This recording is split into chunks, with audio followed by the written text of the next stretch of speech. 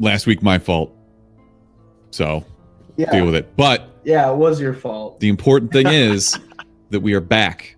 Most of us. We're still missing someone, but he will be here within like 10, 15 minutes. So in that time, I can welcome you to the 10th entry into our Baldur's Gate : Descent into Avernus campaign. Please pardon the messed up overlay for now. Once we get the extra person in here, it will adjust. But we are, Mark and I are from the Chumpcast. We also have our Dungeon Master Joe, aka at Pull the Lever DM. So with that, I think Joe, if you want to give us a quick recap of where we stood, we can get this show on the road. Absolutely. We had rather a big cliffhanger last session, which made the last 2 weeks even more difficult to get through. We ended with the group finally making it to Candlekeep with the Infernal Puzzle Box in hand. With the Infernal Puzzle Box, all met with Selvara Sakis, a tiefling sorcerer, one of the head archmages of Candlekeep, who is an expert in all things hell and all things Infernal Puzzle Box. With her guidance, she opened up the Infernal Puzzle Box, revealed a contract signed by Thassus Krieg, the former overseer of the holy city Eltriel. This contract that Thassus signed gave the entire city and all of its inhabitants, from paladins, hell riders, to the innocent civilians who live there, over to an archdevil named Zariel. Of course, you guys also learned that Zariel used to be an angel sent from the heavens to combat the Blood War. She lost her battle, leading the Hell Riders into Avernus, and now it has become clear to you all, in the light of Candlekeep, that she has been corrupted and is now seizing control of Avernus, first level of hell. It's unclear why she wants Eltriel and why she wants the souls of the people who reside there, but she has them, and she must be stopped. Savara, who is pictured here on the battle cam here, as you can see her opening the puzzle box with her Quast familiar, is putting together a battle plan to present to all of you adventurers, as she kind of got you guys included on her quest to stop Zariel and her consumption of Avernus, soon to be Faerun. For as if she is not stopped, every city in Faerun will fall just like Eltriel did. She gave you the rest of the evening to kind of enjoy yourselves, prefacing that come morning time, after the information and plan is presented to you all, you will be entering Avernus with not really a clear way out until your task is done. A lot of you spent the evening at the local tavern, where the monks that keep the library of Candlekeep spend their evenings. Some of you remained in the keep itself, doing more research, gathering information. Others of you headed back home, in which that was given to you inside the keep walls. One way or another, you kind of had your own evening to yourself, or you were with someone in the group. I know Snod and Tommy, you two made your way to the tavern that evening, being the best friends that you are, or the best friends that Snod is forcing you two to be. That's my guy. With a few cups of ale in you, knowing that you're literally going to hell in like less than 12 hours. Are there any words share with each other? Maybe like, away from other ears and wandering eyes? How close are we to that big guy that's in the tavern with us? So that big guy, and Ilya are kind of on the opposite side of the bar doing their thing. Ilya slamming, ale, and he's slamming apple juice because he doesn't drink. But it's really like this moment right now, Tommy and Snod, is like you two. You're kind of, the bar is busy, things are crowded, but just you two are like in a moment together. Just staring into each other's eyes. Is there anything you want to say to each other? Yes, Nod, we've been through a lot together, you know, and I'm just happy that we can continue this journey into hell. I know we're gonna stay true friends through the end of this, and we're gonna come out on top and through the end. And I say we prank one of these guys here that are in the tavern. Whether if he pours something into their drinks, I say we do something, you know, so we could remember this night forever. Let's sabotage the party. Idea. But before we prank them, Snod's just gonna hug Tommy and let Tommy know that Snod will protect you if anything happens. And Wow. Tommy just grips Snod even harder with the hug and says, I will do the same. I promise. And I actually can't remember. Did I give you the friendship bracelet yet? I think so. I think I have it. I think You I'm put it on his unconscious body. Then I flash it at him. You guys need a secret handshake or something that nobody else would recognize. You have to develop that. I just want you to post a meme of fucking Mike Tyson. Now, Kith. Tripod, I think maybe you were spending some time in the Candlekeep inside the Grand Library, maybe trying to find more information about the devil you have assigned to deal with, ways to maybe get out of the devil that you signed a contract with, or looking for other information. Any kind of last things you want to do, anyone you want to seek out, or you know, before you kind of turn in for the evening? So we loosely discussed this last time, but if there's any way that I can learn the insult spell that I'm blanking on the name of right now. You know what I'm talking about, right? Psychic mockery. insult. Vicious mockery. Thank you. Vicious mockery. Yeah. If it's too much of a hassle, then forget it. I have plenty of spells for now, and with my level man, up. it's D&D. Do what you want. The arcane insults are a natural thing that come to you, Tripod. It's something that you've been born with, and although the faint magical presence of arcane or vicious mockery is there, you really want to hone it and be able to rely on it. Go ahead and make an arcane check to see if you can absorb the knowledge of Candlekeep and learn this spell from the books that are sourced. That is a 7. Not looking good. A 7. If you want, it's going to take you all night without sleep to learn this spell, but it's doable. Yeah, fuck it. He's pulling an all-nighter before he goes to hell. I'm literally just studying for my trip to hell. Absolutely. Awesome. So you do that. Go ahead and add Vicious Mockery to your level 1 spells. Done. So I need to ask Tommy a favor, actually, before we go to hell. Okay. I'm going to say, Snod's a bit light on the coin. Can you buy me some cooking utensils before we dive in deep? Not, I would be happy to. I just don't know where to get those cooking utensils that we can purchase. We could try stealing some. I think they have some probably around here. I would assume they eat food in here, so they must have some cooking utensils. I like the way you think. We're literally in a place where you think of food and it appears, and you think that they just have cooking utensils laying everywhere. That's true. That is very true. Yeah, man, everybody's got some in their own room. That's right. Dormir, where are you finding yourself this evening? I know you just ran an errand for one of the enchanting mages who kind of offered up an extra enchantment on a weapon that's being promised to you. I think you ended up in the courtyard of Candlekeep, amongst the monks and the gree and ponds there. Is there anywhere you want to go? Anything anyone you want to seek out in your last night on the material plane? Oh, I find a tree. I sit down, tip my cloak over my eyes, and I fall asleep. Excellent. And Ilya, you also made your way well before anyone else to the tavern to start pounding those ales, knowing of the hellish doom that you might be walking into.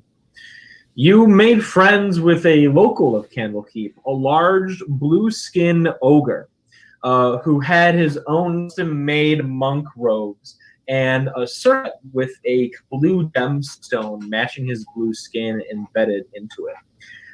Very shy, kind of introverted, and he was studying a stack of books at the bar before you approached him. You've quickly befriended him, and you've actually learned a bit of his story, his background, where he comes from. He spins you a quick tale. He says that his name is Tiny One. Sorry, his name is Little One. And he used to spend his life out in the forests surrounding Candlekeep. A few years ago, with his other ogre brethren, who are brutish and cruel, they met a halfling adventurer wearing a shiny blue circlet headband. They killed the puny runt and killed him, taking this circlet for his own and donning it on his own head. As soon as he wore the circlet, he became vastly intelligent and cultured and aware and self-aware of all the things around him, and he kind of realized that his Brutus kind of nature and his simplicity of this old tribe was not the way a life should be lived. With his newfound intelligence, he donned the name Little One to remember the innocent adventurer that he pummeled so selfishly. Found Candlekeep and has dedicated his life to researching civilization, culture, and how to do the right thing to teach to other ogre tribes. Without the circlet of intelligence on his head, he would be nothing more than a brutally murderous ogre once more. Anything you want to say to him or kind of instill in him as you know where you're about to go and maybe the troubles that the Little One has been through? You muted, girl. We can't hear you, Elise. Hang on. I want to try to take his crown thingy that makes him smart. Yeah. Just move your mouth and we'll talk for you. Okay. That headband of intellect. I switched it over. There we go. I can hear you now. Does that work? Yeah, do that. Yep. Okay. Yeah, it was on this now. All right. I can't have anything go right. Don't worry. We already picked your action for you. Yeah. She snatches the ground from his head. Just tell the guy to leave. He sounds I'm lame. the smart one now. Yeah. I'm definitely moved to tears because it's adorable, and it's also I feel like very in my vein of like justice, like he found his peace. But there is definitely a part of me that's like kind of want to kill you. It's dark. I like it. He's a murderer. He's trying to right his wrongs. Yeah, well, there's certain ways to do that too. Yeah. I don't know. I feel like I'm just sloshed at this point. Like I'm like, oh, I'm going to hell. I don't know. I don't know what I want to say to him. I'm Pretty like, nice hat you got there. crown. Sure. I mean, you kind of like, half intoxicated, give this like awkward, not very clear advice about how he's doing the right thing, trying to right his wrongs, but he's also a piece of shit to begin with for like killing a dude. And you kind of just like, make it a little uncomfortable, but he's still engaged in conversation. Before everyone other than Tripod gets some sleep for the evening, I believe Tommy and Snod want to try to play a prank on the tavern. Is that still true? I'm Snod, following my good friend Tommy's lead, but I also need him to buy me cooking utensils because I have some I told you. plans. I don't know where the hell they get cooking utensils here. Ask Snod, around. you know that you'll be able to ask Savara tomorrow during the planning phases of entering Avernus for whatever mundane supplies you might need. Perfect. All right. It's not, you don't need them for tonight in case you get hungry and forget that you can just speak anything into existence that you want to eat. So the super Can rare, wait a day. don't forget the super rare amulets. Yes. Eggs. I almost forgot that Snod, in lieu of joining the party for big plot reveal moments and character developing scenarios, spent time working with the Inters to create a necklace that will summon eggs as often as he wants to his person, wherever it is. My character hook is Tommy kind of looked at me and just said, "You want to go to hell?" And I was like, "Sure." That's all I know. So Tommy and Snod, is there anything you guys want to do before everyone retires for the evening? Yeah, what is a disgusting, like, liquidy food that we could just drop into someone's drink, Snod? Egg yolk. No, Snod will eat that. Yeah, that sounds delicious. Maybe like kale, but it's not liquidy. Nice. You have to juice it first. You can think of juice and kale. I was trying to think of what Snod would kale not in a enjoy. glass of water. Can I get can I just get a bunch of mustard? Can you speak that into existence? Just like mustard, Snod? No, you can do it. Oh, I can do it? Literally everyone in quarterbacking this. Candlekeep can do it. Yeah, you're do I want to quarterbacking do this. it? I'm your Robin in this situation. All right. I want mustard, just a glop of mustard in my hand. It's just spicy brown mustard is like slowly oozing between your fingers. As you kind of like jostle it a little bit in your hand, it's got that like condiment consistency. It like shakes a little bit bit of like the weird water that comes out. Why is there water in condiment? Yeah, that's good. It always sits at the top. Yeah, no, you always forget to shake it. Runs down. It like runs down. Yeah. The ketchup piss. I'd follow his lead, and I just like 2 plops Double of mustard in both my hands. So I'm like, what do we do with these? Oh, hey now. We got a new member to the party. Oh, hey Rob's now. here. Hey guys. Sorry. Yo, Rockstar. So Fine, dude. late. Don't be sorry. You're here. That's good. Wow. Don't worry now. Just drink the liquid that's being handed to you. No, I heard there's mustard in it. Fuck. Idiots. You guys are So screaming what on do the we- internet, what and I know mustard? about it.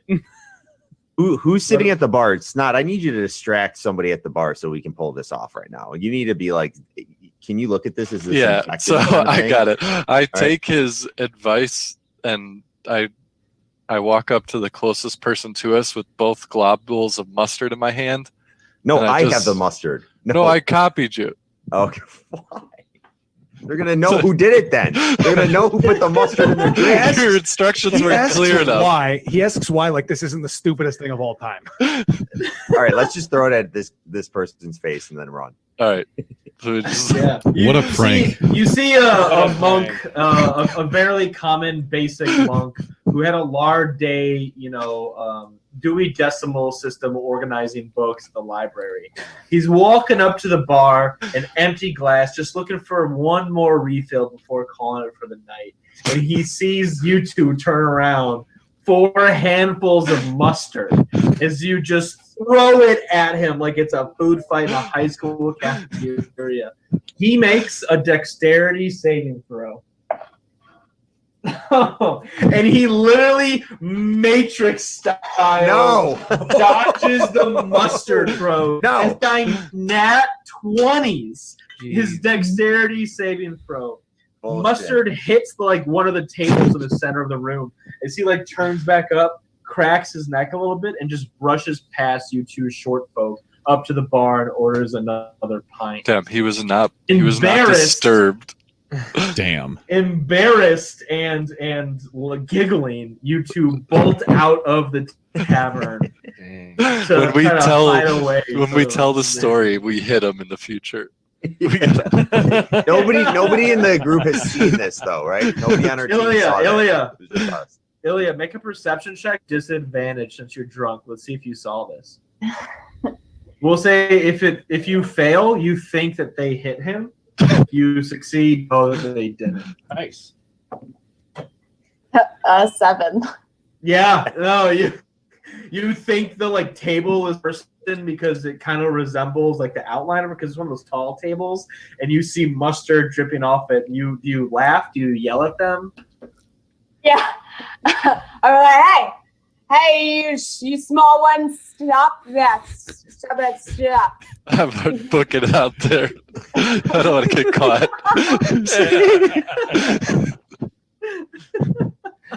And like two hobbits going off on an adventure, you like gallop out of the tavern, making your way to the home you guys have been given. As the evening comes to a close, you take your last drinks. You have your last giggles in bed. I imagine like Snod and Tommy, you're in sleeping bags and you're like head to head, you know, just giggling like, back and forth. Exactly, yeah. Trying to wipe mustard off on like the bed sheets of tripod, you know, like oh there you go. Oh, because he's not there. All of you. Yeah, all of you get a full night's rest other than Trod, who stayed up all night learning Vicious Mockery, before you are summoned back to Salvaris's private chambers. Once again, you enter Candle Keep, enter her private chambers, where you find her waiting for you. She has a large map sprawled out on the table. And you can see there's also a small bag with kind of like tribal, what's it called when you sew on something? Stitches. I can't think of that. Stitches. Yeah, stitching across it. That sort of resembles like devilish runes. She says, "Thank you all for joining me here again today. You will be going through quite the ordeal in these next moments, and I am prepared to equip you as best as I can for your adventure. To remind you, of course, you will be entering Avernus, the first level of the 9 hells. There, you must seek out and destroy the Archdevil Zariel and stop her from consuming all those poor souls from this sunken holy city. Or if she is not stopped, she will breach into Faerun, and I'm not sure there's anything we can do to stop her. Now, of course, like I said, I will not let you go empty-handed. I have a plan. I've already tried to scry into Avernus, into locations I am familiar with, but it seems Zariel is aware of a plan against her, knowing that the organizations of Faerun would send adventurers to stop her. I fear we must act quickly, or there won't be any opportunities to enter Avernus. But first, you will take this. As she kind of sprawls her hand over the table, she shows you a working map of Avernus, the first level of the 9 hells. Oh, Can you see this okay? Oh yeah. Yeah, that's fucking tight. We got a Super cool. real-time version here. Oh. So let's have a look now, shall we? As she reveals it to you, she says, "Now you look this with you. It's a working map that I have tried to be as accurate as possible with in my learnings and understandings in the Church of Avernus, but I can guarantee its authenticity. It's possible a lot of the areas have shifted or been destroyed or recreated or what have you.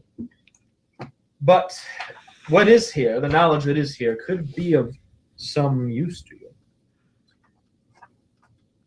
Now, you will be teleported into the sunken city of Eltriel. The last bit of divine energy there is sort of a beacon, a calling point that we, the mages of Keep, can respond to. Once you get there, you must seek out Uthar Ravengard. If you recall, Uthar is the Grand Duke of Baldur's Gate, who was visiting El Triel when the city sunk into the Nine Hells. If Uthar is alive and still El Triel, I am sure that he has a plan or at least some information about Zariel and her armies that we must learn. Once you touch base with him, she slides 2 black, like coal-looking stones onto the table. You will use these to communicate with me.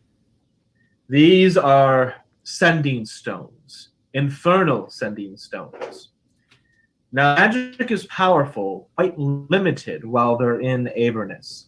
They only have 3 uses. Once they are used up, they are destroyed and cannot be reused again. But with each use, you will be able to temporarily communicate with me. And whatever information you have or questions you might have, I can give insight and advice on. You will use the first charge of these stones when you talk to Uthar Ravengard. As you can see, as she points back to the map again, there are several structures throughout Avernus. Avernus is plagued, rippled by a blood war between devils and demons in an internal struggle to control the plane of the Nine Hell, of the first of the Nine Hells. There are vantage points, castles, keeps, towers, desecrated lands, burial mounds, artifacts scattered across Avernus. Some of them are labeled on this map here. Once you get there, you'll be able to get a closer look at these areas. Again, I'm hoping Uthar Ravengard might have more advice for you, but exploring these areas might unveil an advantage towards you all against Zariel, and maybe even turn the blood war while you're there. Treasures? Snod, make a history check with advantage for me. It's actually pretty high. That is 18. Snod, having spent some time on Avernus yourself, of course, you worship the 5-headed demon dragon queen Tayyamats. That top left corner, where you see that giant draconic skull. You notice that? Yeah. That is the Monument of Tayyamats. You've been there before. This is one of the most sacred places for any worshiper of Tiamat to visit. As you know, it is the top of the well of her imprisonment in the lower levels of hell, near the 7th, 8th, and 9th levels. You can hear her thunderous roar and commands to her minions. She barks them up through the well. As soon as you see that on the map, you get excited, or how nostalgic. Would you? A little nostalgic. Yeah, exactly. You know, got to go back to the well, perhaps. Maybe say a prayer there. Do you want to say anything to the group, or like point that out on the map, or? Do I believe that we're going lower than this at this point? Like, do we have like a spot on the map where we're getting teleported? You guys are getting teleported pretty much right in the middle, kind of over this lava blood river. I don't know if you can see my cursor or not. Probably not. Yeah, we can actually see it. Oh, nice. Okay. Yeah, kind of located right over here is where you guys will be spawning. Well, I would definitely say to the group then that we should make a detour to the top there. Very important site. I think you'll all enjoy it. Nod, you know I'm ready to go wherever you want to go, so I'm in. Damn it. And I give him a sweet dap. Savara says, "Yes, of course, young Snot. I am aware of your ties to that region of Avernus, and like I've said before, we should turn away no willing help. Perhaps your masters that reside there, Snod, could be of a resource to you." Excellent point. Very good. As she starts to fold up the map, circling a few other key areas that will to you as you start to venture into Avernus, she says, "Oh, as we discussed it yesterday, the promise of magical equipment is now ready to be given to you. I have spent time with my enchanters, specially crafting artifacts and weapons to give to you, to aid you on your quest. The blood rages endlessly on Avernus, and you can bet you'll have to fight through ranks and legions of devils and demons to get to the places you need to go. Even as you spawn on El Triel, you will find a plethora, a variety of lesser and greater devils as well, plundering through the city, raiding what value and souls still reside there. Dormir, I turn to you first. For you have already expressed to my enchanters what you are looking for. It's not what I'm looking for. I interrupt her and I say, it's not what I'm looking for. It's what was promised to me. Very good. Your decisiveness will aim your strike true. I bestow to you the arcane bow of slaying. Oh my god. You build this magical weapon. It will count as a +1 longbow. As you pull the drawstring back, arcane arrows will magically appear. They will provide an unlimited amount of arrows. You will not have to keep quivers any longer. It should also be noted that when you hit enemy with one of these arcane arrows, the damage dealt will be of arcane type, not piercing type, as these are magical arrows. Keep in mind, you can still shoot normal arrows as you normally would through this bow, but you should never have to rely on having ammunition. Additional properties that the enchanters so promised you is enchanting it with demon slaying property. Now, this is a powerful enchantment that will take some practice to master. So we are starting you off at a more manageable enchantment for you to master as you continue to fire this bow. You have 1 charge per day to deal 3d10 arcane damage to a demon that you pierce with its Well, arrow. what or a what? I'm sorry.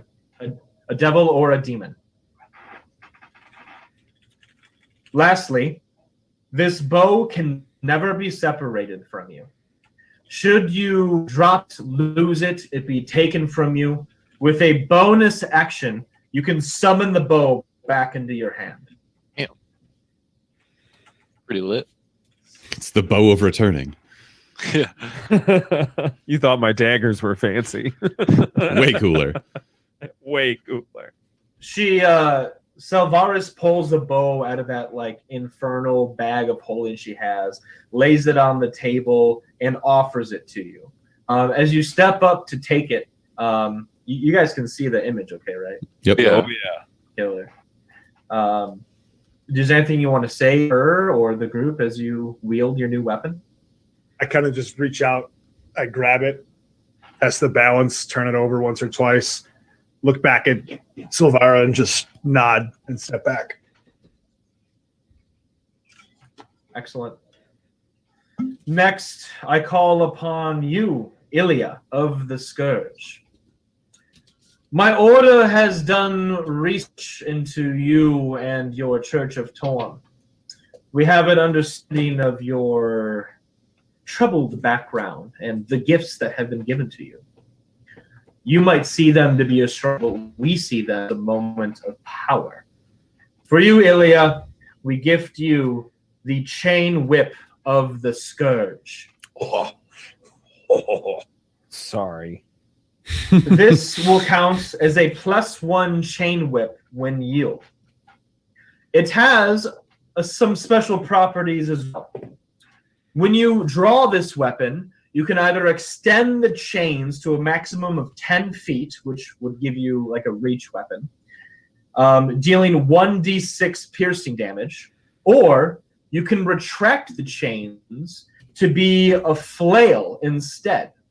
So you can either extend it 10 feet for a chain whip or keep it at a normal reach used as a flail. While it's a flail, the weapon will deal 1d8 damage, but not have the reach or trip abilities while in whip form. So it deals a little less damage, but you can attack from further away, try to trip people. Also, Ilya, we give you a channel for your light Scourge ability. While yielding this weapon, you can activate your Scourge form an additional one time a day. Also noted here, you can channel your Scourge into the whip itself, focusing and substituting the area of effect damage onto a single target through use of the whip. May this weapon not only guide your burning light, but slay the legions of devils who stand in front of you. As she offers it to you, Ilya, is there anything you want to say? Yeah, I step forward and I take it and I say, I will use this in the pursuit of justice and in vengeance, and I will use it to see Zariel dead. And I step back. Very good.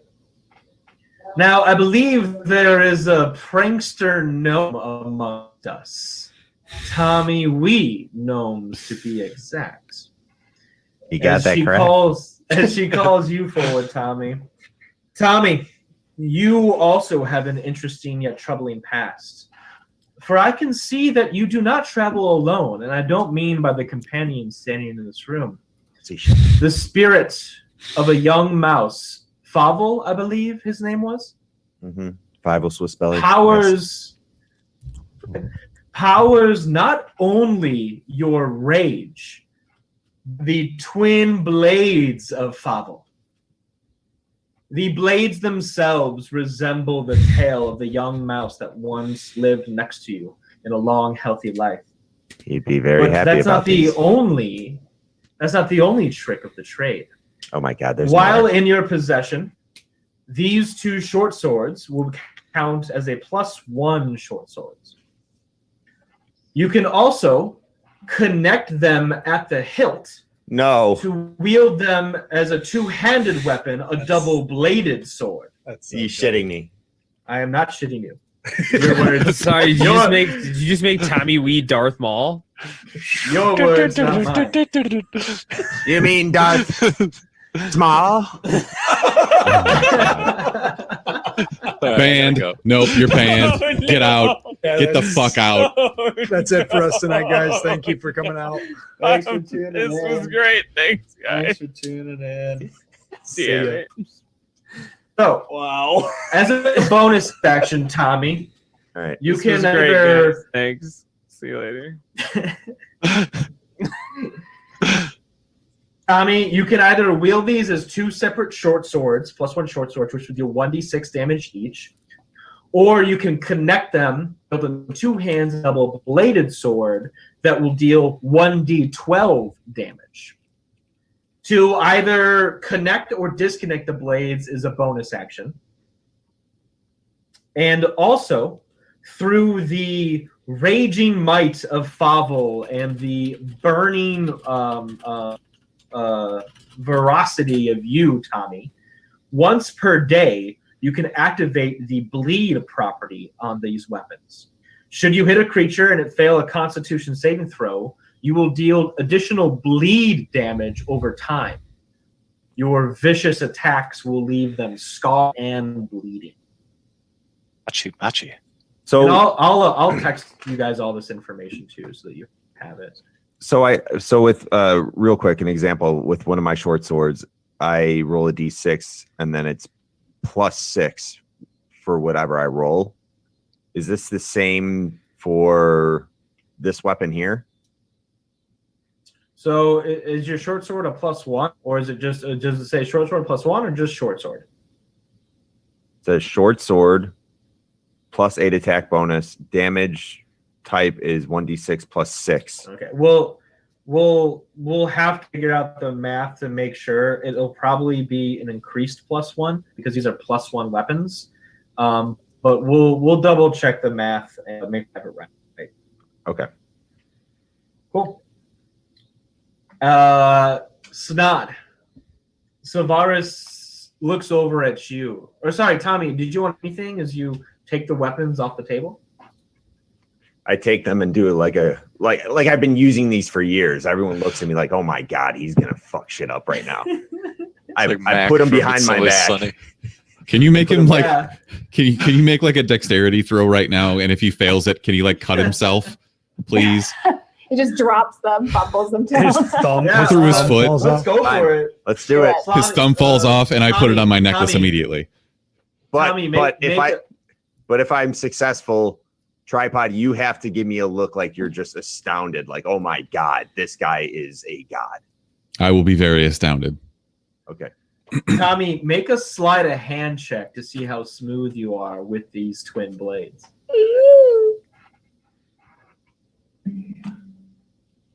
Survey says 7. I thought it was gonna be like, no, it's a 20. Oh.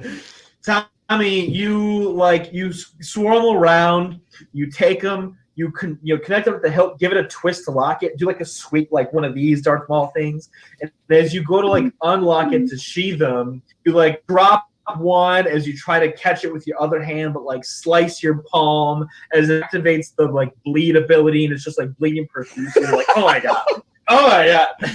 Roll your own damage, idiot. Hold on. So I turn in. I definitely just say, "Hey, these are weighted wrong. There has to be something off with this, but I'll still take it. It's fine. Whatever."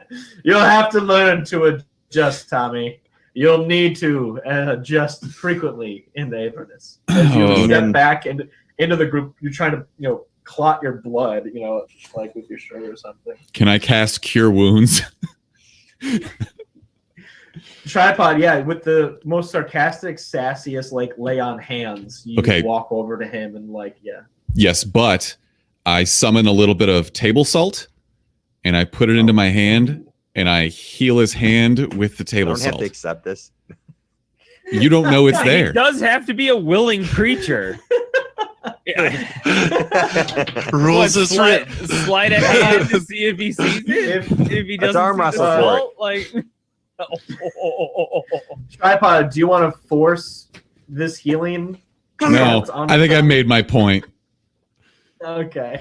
Very good. This is a dysfunctional family. Yes, it is. It all started when we had an arm wrestling match 3 weeks ago. 3 weeks. Just sitting in the back, just shaking my fucking head. As you're just like dropping your bow and it's showing, just shooting arcane arrows up into the ceiling. Just Like a yo-yo.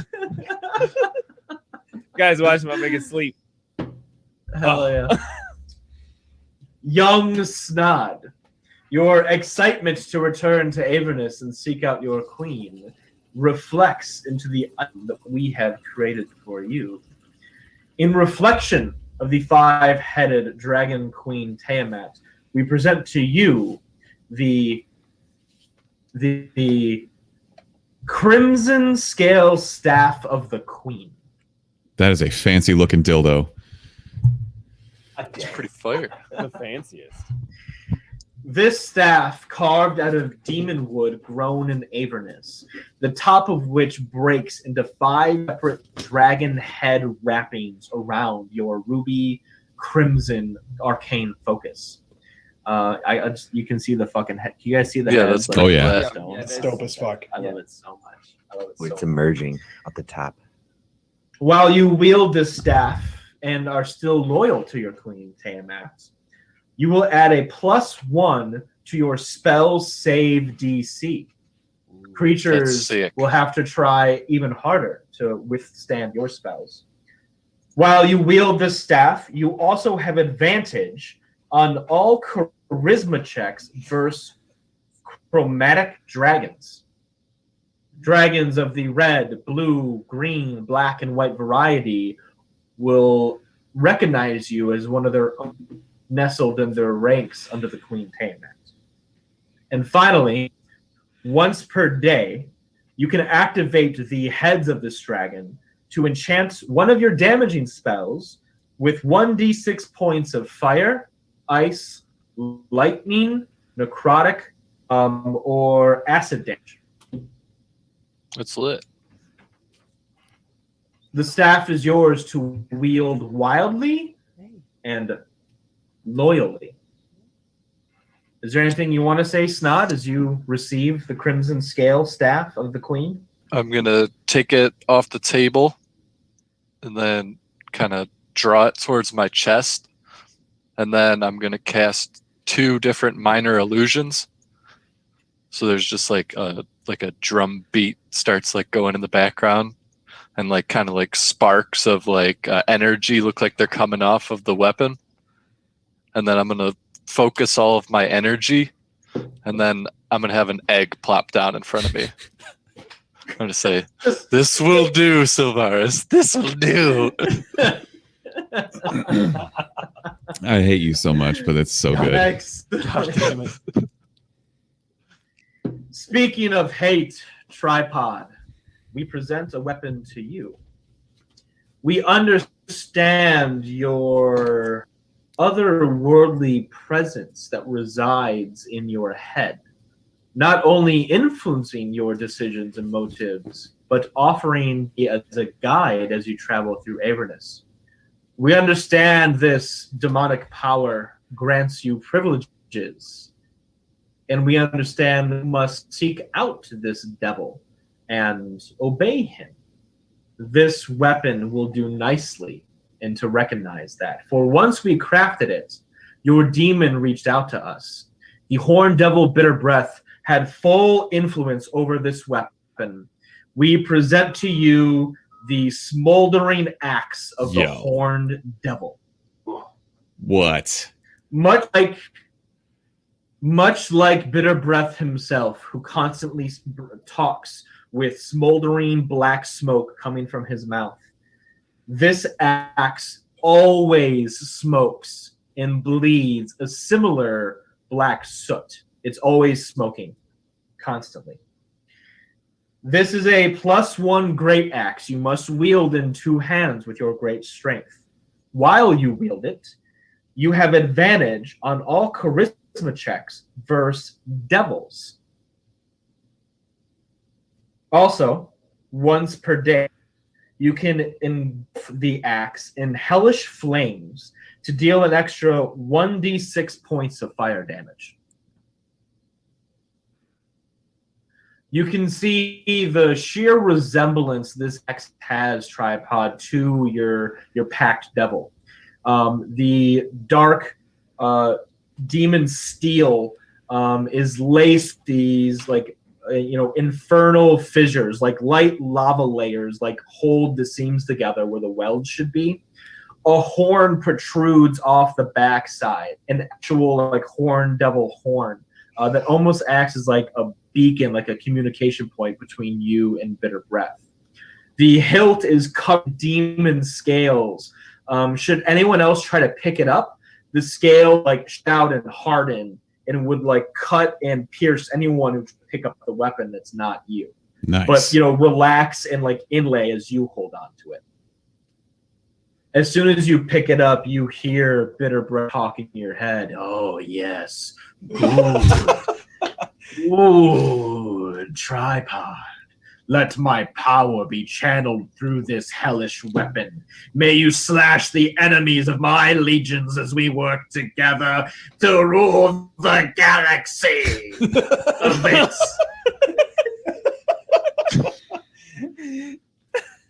I am letting the hate flow through me. So yes. Can you imagine if I would have here? Let the hate. Can you imagine if I would have signed with that fucking dweeb Lythander? Like what? No, fuck that guy. You'd have like a flower sword. Yeah, yeah. Like the thing from Smash Bros. Where you like aim it and shoots. Little flowers appear on demons' heads. Yeah. Tripod, is there anything you want to say as you get closer to the axe, like the smoldering worsens, the scales like line up and the horn tightens. It's like excited for you to grab it. Ooh, I know. Never mind.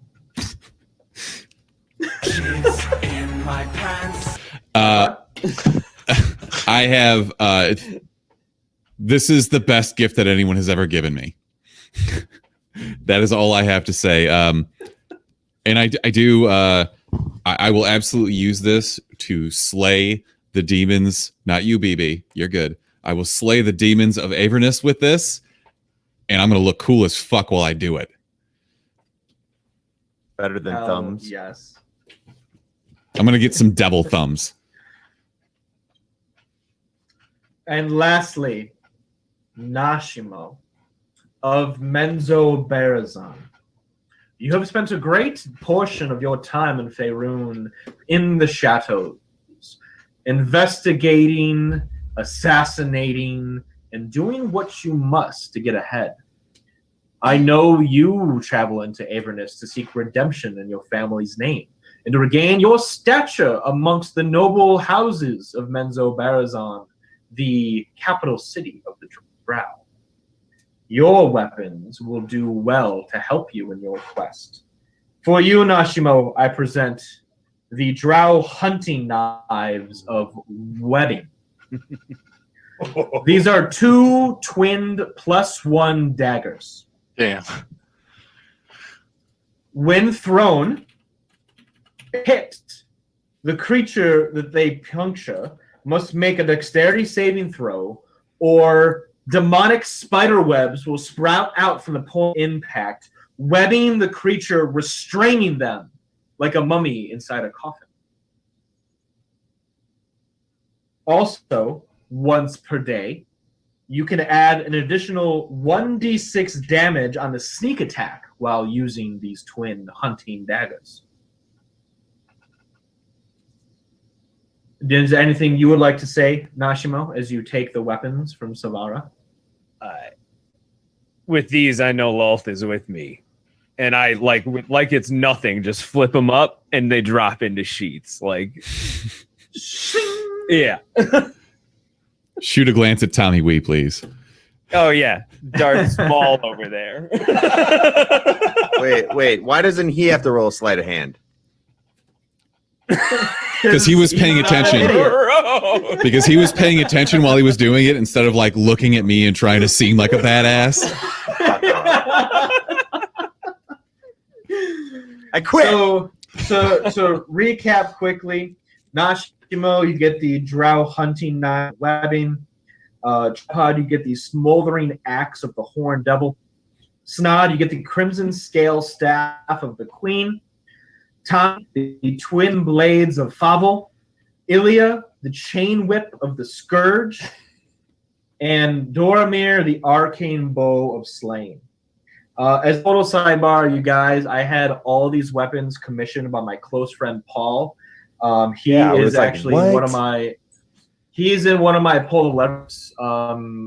He's in a group that I've run the longest while I've ran Polar Lever. He's an amazingly talented artist. He spent the last 2 weeks hand drawing these weapons for you guys with descriptions that I gave him after talking to you about what you wanted. People watching, go check out his Instagram at Griffin Cloud. He takes commissions. He's done a lot of work for me. He customized these weapons for my players, and they're fucking awesome. Yes, they I are. think Griffin Cloud was in here. And Yeah, he's in the chat right now. We really appreciate that. So thank you. And I also really want to say that I super appreciate that you made mine the absolute coolest. Yeah. So we appreciate Still love you. mine. No. Dude, this shit's fucking nuts. Yes, very nice. It's really cool. So you guys, I'll text these pictures to you so you have them just in your possession, to use as you travel through Avernus. I'll text you the stats too, just to confirm.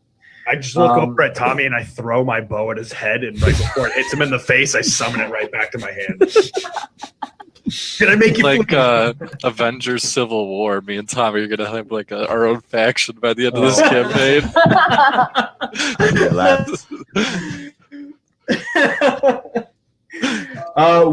As you guys are like turning your weapons, swinging them around, Tommy's bandaging his hand 3 times over. Silvara is excited. that you guys like your weapons so much. She says, "Well then, unless there is anything else you request of me, we must begin preparations to send you into Avernus. Speak now for any last-minute favors." I hold out my backpack and I just say, Snot needs cook's utensils for the journey ahead. That is right, Snod. I promised you those, didn't I? I thought he was going to say more eggs. Honestly, Very I thought good. Just fill the bag with eggs, please. Snod, I imagine you're like looking at the staff, like you can maybe even hear like Tayyamats whispering through the arch of focus as like the dragon head like tighten on the crimson ruby. All of a sudden, you just like drop the staff as it goes ding, ding, ding, ding, ding, ding. Oh, I need you cooking utensils, you know? It's just the most mundane item that she has. Exactly. This is nice she- and all, but how about some commissioned cooking utensils? Oh shit, Paul, can you draw something real quick? I need cooking utensils. I know I got cooking utensils. Draw a super metal spatula for us, please. She says, "Oh, of course." As she like puts her hands forward, your bag fills up with the exact number of pots, pans, cups, plates, knives, mixing whatever you need is now inside your adventuring pack. Perfect. I have one more request. Thank you for everything you've done thus far. I have a very simple request, and I'm sure that these are plentiful within Candle Keep here, but for one of my more important spells, I require a forked twig. Absolutely. As she holds it down, it's a simple twig that has like a smaller, like, you know, stubble twig coming off of it to be the fork. She says, "Go ahead, give it a try." As you break the twig to like, you know, use as a component to cast the spell, the broken part regrows, signifying that it's like an infinite component to you know, just spam the spell for as many slots as you have every day. Nice. Thank you.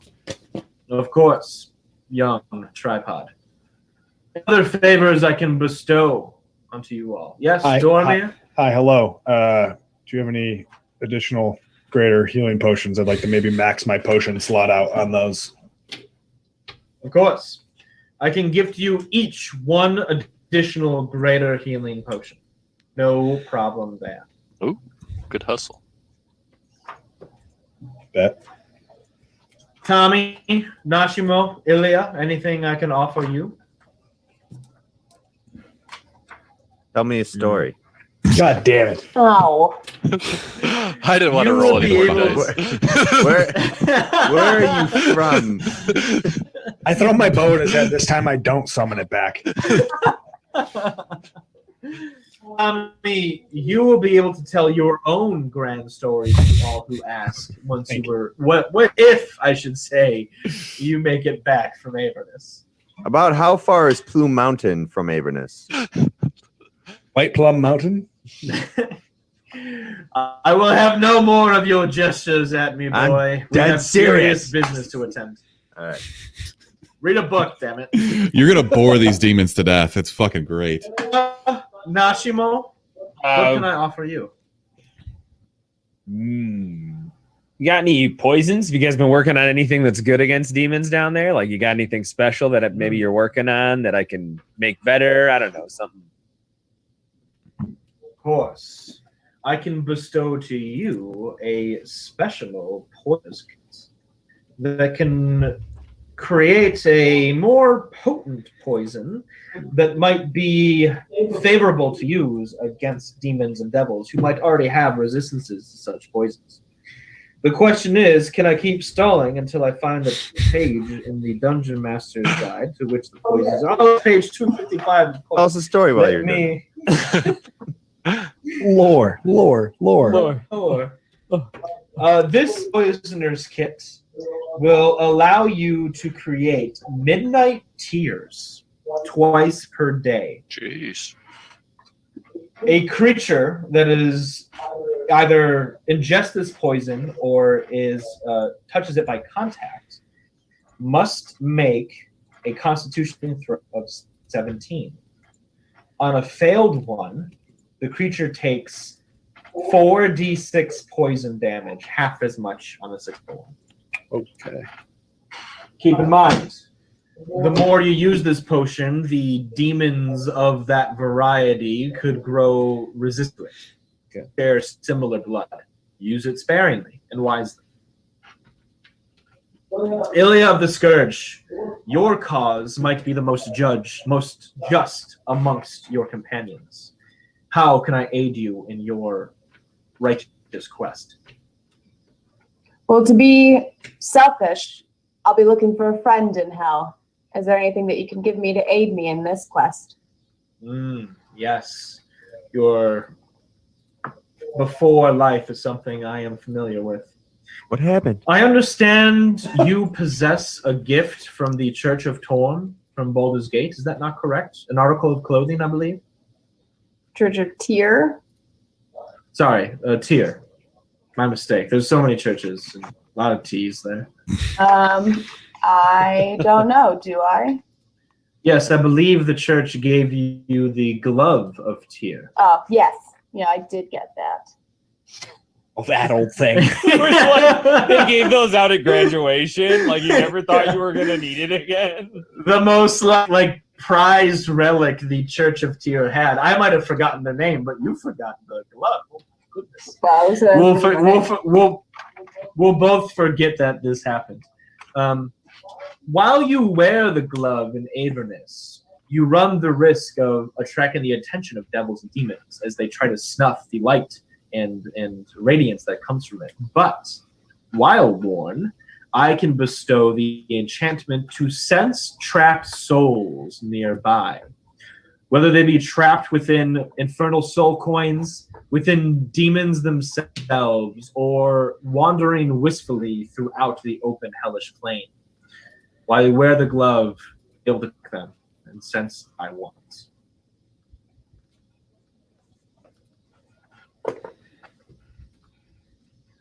Very good. With your last gifts given, your enchanted weapons ready to aid you in Avernus, my help has come to a close. Now keep in mind, you have those sending stones with 3 uses. Contact me as soon as you find Uthar Ravengard. The other 2 uses you'll be able to use when you deem necessary or need help while you're puzzled in Avernus. I now turn you over to a close friend of mine, a fellow archmage here. His name is Taxagor. He waits for you in the Tower of Teleportation. He is preparing to take you to Avernus as we speak. Find him, tell him I sent you, and he will take you to Avernus, where you will descend to the Archangel Zariel. Good luck, adventurers. May your skills, wits, and courage be your ultimate tools against the Blood War. Damn. I need like a fucking heavy metal guitar riff to play right there. Just-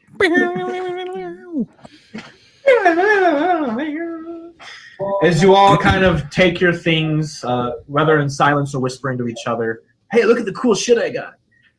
You make your way through Candlekeep to the teleportation tower. You go up to the 2nd floor as the monk lets you by. They're expecting you. Let's see here. Can that monk just boop Tommy on the head for the pain in the ass he was last session? I forgot about that. Right?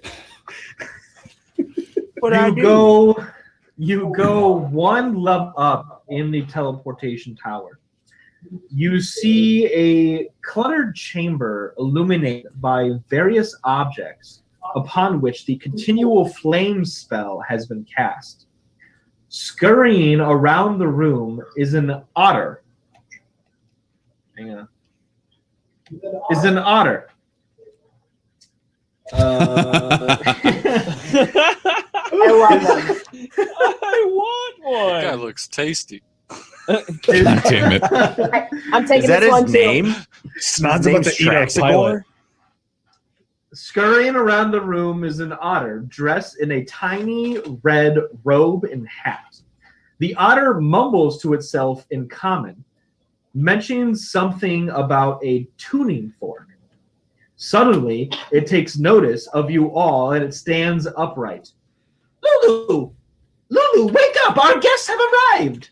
At the sound of her name, a small elephant with golden fur appears from under a pile of blankets near the table strewn with alchemical equipment.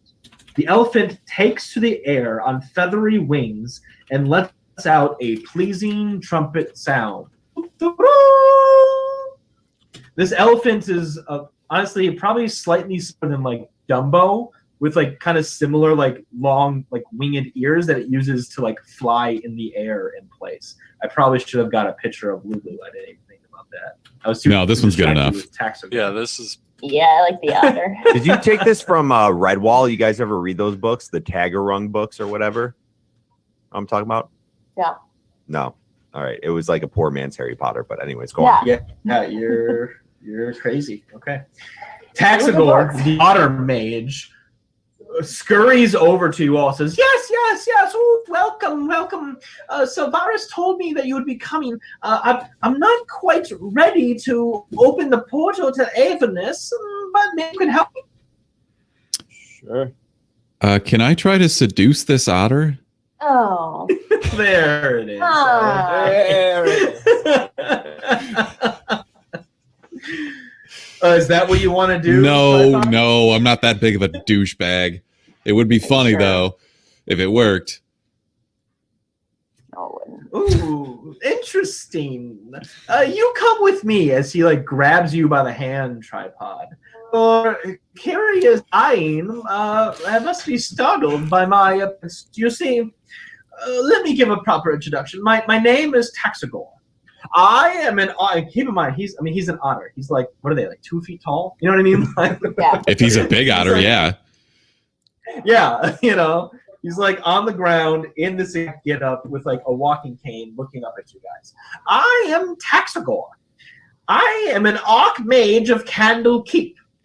I was once an old frail man, old in his years of age and knowledge, and through the rather lack of carefulness when casting the polymorph spell, I turned myself into an otter. Decided to give this form a sort of test run. I learned that I'd rather enjoy this form. The nimbleness, the compact size, the warmth of my fur. I then cast a wish spell to permanently turn me into an otter. Isn't it glorious? It is. You're an I mean, idiot. do you crush clams on your tummy? Tripod wants to bone an old man. I mean, An otter. Look, We're all here for it. it's- We're all here it's- for it. it sounds like you're an extremely the otter. powerful mage. How about you try and magic this codpiece off of me? Oh. What There it is? What are you I doing? hate it here. There it is. No. I'm going What are home. you What are you doing? There it is. Boy, we're already going to hell. Don't send me there prematurely. I didn't say no, though. Now, I said, I'm about ready to open the portal to Avernus, but I seem to have missed my tuning fork. Maybe you all can help me look for it? Any for this Sure. tiny otter man. Great. All of you make investigation checks as you spread out, search Taxagor's chamber looking for a tuning fork. Oh, shit! I did. Oh no! Oh, no! What a Power way! of the otter. What a waste! So you guys got the nat 20s. Who the lowest? I got a 2. You got I a had the 2. lowest. I Oh, rolled you got a one. nat 1? I don't help look at all. I just stand there. Guess I'll die. I guess I'll die. Dormer, as everyone starts looking for the tuning fork, you stumble upon a small trinket in Taxagor's kind of lecture trinkets. It's a rather curious thing. It's a slightly opened clam. As you like try to force it open, it's shut somehow, maybe through even magical means. But as you rattle it, you can sense that there's something inside. Is there anything you want to do with this little trinket? To be completely honest, I'm exceptionally disinterested in anything besides getting teleported into hell and fucking shit up. Open it on your turn. So I'm gonna put the trinket back down where I found it. Sure. And I will- you just put it on the ground.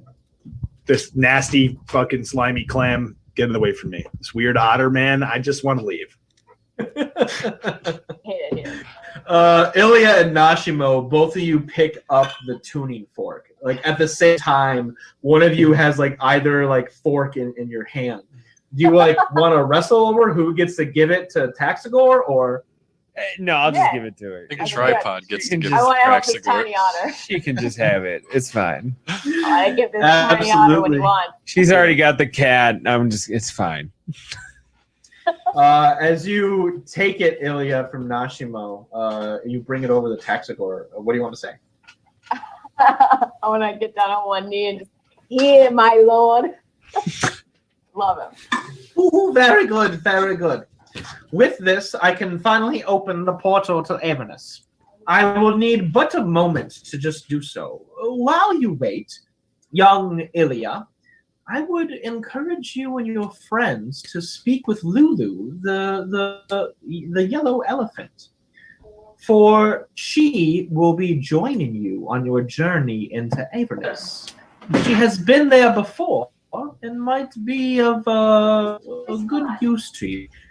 Real quick, this is Lulu. Why was Lulu in hell? Terrifying. Terrifying. Oh, Lulu. Okay. Ooh, gross. I like the otter better. I like the otter. Can we switch them? Can we say she let us in and the otter comes with us? Is there time to do that? Unfortunately, Tag out. Oh, Lulu's You coming with cannot- us. you cannot ally with the otter mage. Damn it.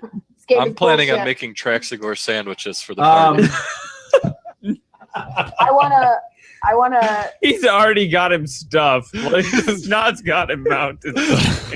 I wanna say they're not my friends and stand up, turn around and talk to the elephant. Oh, man. Sure.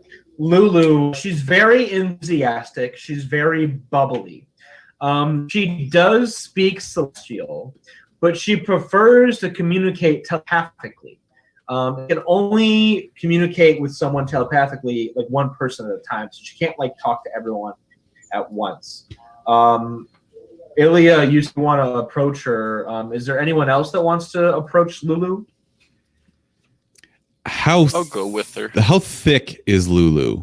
Oh, stop. No, God damn it. what is going on with you, bud? This isn't You your tell character. You tell me, man. I mean, like, This is out of character interest. He's got some like elephant furry stuff. what's going on. what's that to scale though? You know, like how many C's are we talking? Oh, my God. Ilya, you approach Lulu. As you get to her, her trunk kind of like excitedly like flap curls up. Mine She too. communicates with you. I want to loudly think, do not go near him. Do not go near him. Don't do it. Like, I just want to think that as loud as I can. Don't. I'm done. Go ahead. Oh, hello. Oh, I'm so excited that you're here. My good friend Silvara, she told me that I would be accompanying you and your companions into Avernus. I spent some time in this, and I don't remember too much, but well, this is what I do remember. Long ago, I was with the angel Zariel when she assembled her army of Hellrites to attack Avernus. Through the gate we went, tearing through devils like a song through the air. Victory was within our grasp until the Hellriders abandoned us. They retreated through the gate and sealed it behind them. Before she was captured, Zariel told me to hide her sword so it wouldn't fall into evil hands. Someone in Avernus helped me hide the sword, but I don't remember who. And we found a place to hide it, but I don't remember where. Most of my memory is gone, and I don't remember why. Zariel found me in the plains of the dead. She was sorry, not Zariel. Savaris found me in the plains of the dead on the mortal plane when she was investigating a random portal to hell. I was outside the portal, unconscious, stripped of my magical abilities and my memories from my time in Avernus. She told me that if I join up with you and join you in your quest to Avernus, that maybe my magical powers and memories will come back to me and could be of some use to figure out why Zariel is doing the things she is doing and how we can stop her. Will you help me? Can you hold your own, or will we be carrying and protecting you until you miraculously find these memories again? Oh, I mentioned before that I did travel with Zariel in front lines of her band of warriors. I have the ability to blast my trumpet to deal radiant damage to any nail-doer demons and devils that come within range. I also have other slew of innate spell-casting abilities, buffs, and healing powers that I can bestow onto the party. But I have forgotten how to use these things. I'm hoping that as we travel through Avernus, my magical abilities will unlock, and I can use them to slay demons and aid the party. I'm ready for another quest. So you mean to tell me you know where probably the strongest sword in the entire universe is? You don't remember. You have all these dope abilities, but you can't use them. I forgot how to use them. Right. So you think that you're going to remember when you get there at some point, but we don't know when. Do you fit in my backpack? Well, I can fit around my own, but if you think it's best to keep me in a backpack, yes, I suppose I could squeeze in. I mean, no harm, no foul, right? Yeah, just why don't you just get in my backpack? And then when you start to remember things that you can poke out, I'll put a little hole in there like they have the ones with the cats, where the little bubbles there. You can like look around, and as soon as you start remembering things, especially where that really dope sword is for the god, that's the queen of fucking fuck all at this point. If you remember where that sword's at, we'd love to know. Yeah, yes, very good, very good. As she like flaps over to you, you just hold your bag open and she nestles in. What's the like elephant in Adventure Time that makes all the pies? What's her name? Tree trunks. Tree trunks. Tree trunks. Tree Trunks. Tree trunks. Yeah. We're gonna make you boys some. That's basically the vibe we're gonna I put to hate Lulu. tree trunks. I love hate tree tree trunks so much. She's literally my least favorite character. I'm just gonna help y'all down in Avernus if I can remember my spells and where the god sword is. That thing looks exactly like the photo that you just showed us. Yeah, a little bit. Yeah, exactly. Yeah, it does. Exactly. It's tree trunks. Cool. All right, Trunks, hop in. Let's go. Who's gonna die? Well, thank you, Master Doramir. I'll make you a nice pie once we get to Avernus. Perfect. Hate it. And with Lulu now joining the party, Taxnor, the Otter Archmage, is now standing on a massive teleportation portal stone. With the tuning fork in hand, you see like fire ignited between it.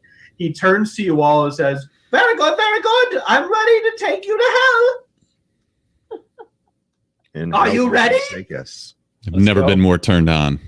Separated. Oh. God damn it. Come on, stand on the stone, and we'll all leave momentarily. Oh, baby, what I'm standing on is hard as a rock. I want to go. Do you I all want to stand just on let's the just stone? go. Can we Let's leave just him go. behind? I get on the stone. He's in a mood I'm today. You all stand Somebody push him together out. on the stone. Yeah, right at the count of 3. All the beams go up. His third leg comes with us. He stays here. As you all stand on the stone together, Taxnor taps the tuning fork on the floor and casts the plane shift spell. It's really instantaneous as you all leave the comfort and warmth of Candlekeep and are sent into Avernus. You expect, explodes of fire, rivers of blood, and demons screaming in every which way around you. But the area you appear in is actually a confined space. Do you guys see this okay? Oh, yeah. that looks good, dude. Yeah, that's clean. Why does the Did you camera change look the like this? camera? That actually looks way clearer than normal. Yeah. Tiny what? tripod. Hell yeah. What camera Yeah, is Ro- this? Nicely It's done. the same camera. It's just camera Smithers. But Rob brought me just a way smaller tripod so that it can be like right on the table, right at the level of the Awesome. miniatures and everything. And So, then yeah. we did this whole thing where we figured out like if you stack one of his little cardboard tiles in the Dwarven Forge ones, you can just prop it right on there, and it looks so Nice. good. It's very clear. So what do you hear? Lulu is the blue winged thing. Slaughter Chops with you, of course, Ilya, and Taxnor is that little badger kind of in front of the group. The portal behind you closes, leaving you all in this room. The only way out is a door right behind Taxnor. You guys are inside this brick room. As you look around, you notice that this is like a house, a home, a hand-built brick home that you would find in a city, in a town, in a village. You don't hear any sounds from the outside penetrating the stone, just all of you standing there with your new weapon at the ready. Taxnor rolls up his red embroidered sleeve as you see a watch, like a sundial watch on his little honor wrist. He goes, "Ooh, yes, we made it here in good time. Here, I mean El Triel. Well, all inside the sunken holy city El Triel. Now, Savares has given you the task to seek out Uthar Ravengard. I don't know where he is. The city is massive. You'll have to get rather lucky or just be smart in a way to find him. Outside that door is Avernus. The burnt scarrings have already found their way into El Triel. You will not find the terrain outside that door easy to navigate. Demons litter the streets. Fire bursts its way through the stone seams of the roads that once kept the city together. Your lives are at great risk here. That is your responsibility. I have to go." As he snaps his otter hand, he just disappears completely. No. Snod, make a intelligence check to see if you can discern how Taxnor made his escape. Oh, that is going to be an 8. You do not. You do not know. Anyone else with a decent intelligence score want to try to make a check? I can give it a shot. I'm very dumb. I just tried to fuck an How's an otter. 11 do you? Nope. Okay. Through the combination of high level Me and spells, Nashimo kind of brainstormed just some wrong theories. A couple eggs show up and I we're got discussing while looking at the egg. I got another nat 20, so I know everything. Did you really? I did. Damn. Oh, hell yeah. I won't get any more. Um, That's it. So Joe really wanted to Ilya. tell us where you went. Yeah. And no, I mean it's pretty dope. Through the combination of invisibility, fly, and time stop, Taxnor makes his escape out into Avernus until he can take a full rest to be able to plane shift himself back to Faerun. He's Wow. sneaky. it's rough. So he's a fucking magician. Boy. He's not a. Sneaky fodder. So you guys are inside a house, inside Eltriel. Eltriel, of course, is inside Avernus. This is essentially your last threshold of sanctuary before taking on the horrific demonic horrors of the first level of the Nine Hells. Once you walk through that door, the difficulty of this campaign skyrockets. So you'll have to play smart, play as a team, use your resources, skills, and abilities to get your way through encounters and scenarios. In the respect of full disclosure, there are some encounters early on that you guys cannot win. If you feel like you get to that point, you need to look at ways to escape rather than to kill. Keep that in mind. Can I Guys, kick that? you don't- Can I just This is go the kick that door in fucking door down? Skyrim where you can respec your characters, and now you're going out for the rest of the game. I finally made it through the tutorial. Like, I'm like Yeah. turning around and yelling at where the portal was. Like, so Myra, can my bow be +2? I wanna With that in go. mind, this is where you would hit level 5, which all of you have already done in preparation for this session. Are there any last-minute things or preparations, spells to cast, abilities to activate before you walk onto the streets of Eltriel? I feel like there's more to be done on that ship. Maybe we should go back to the ship. Start talking to people and asking them about Looking their at dead families. crows. Yeah,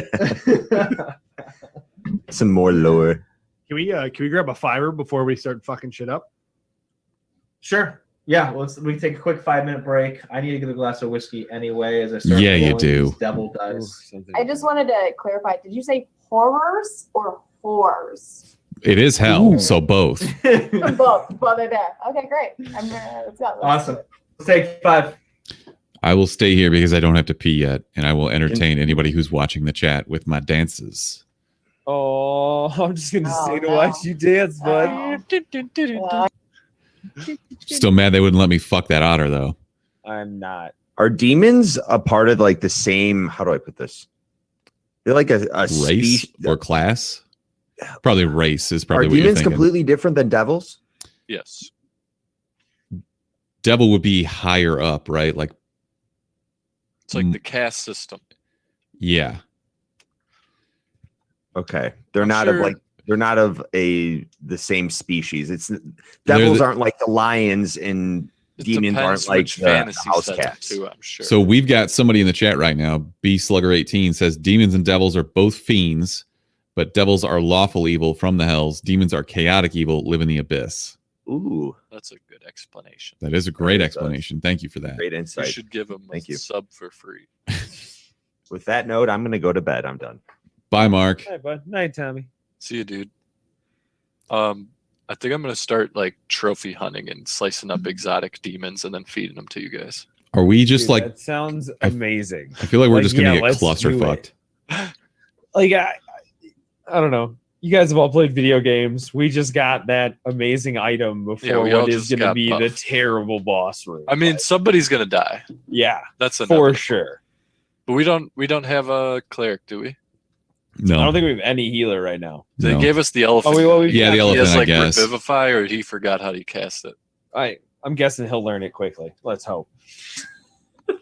Depends how much story armor we get. Yeah. There we go. Is that better? Fucking Mark. How'd you shoot today, Wubby? I just went to the range, hit like $30 worth of balls. It's a lot of balls. Yeah, somehow I picked up a bad habit in the last week, and it's not good. Hmm. Yo, how about those weapons though? Those are pretty dope, fire. dude. If Ilya shared how the creature escaped, I was planning on casting invisibility on myself and also pretending I did that. But she didn't, so You're a fucking it troll. stayed on the cutting board. Unbelievable. I love it. We were battle strategizing. We got to teach the elephant how to cast Revivify for when shit goes down. Yeah, you guys are gonna have a hard time. Maybe, I don't know that for sure. I know. It's always funny when you like think an encounter is going to be brutal, and then like they just slice through it, and then you think one is going to be easy, and then you start taking out people. You're like, uh-oh.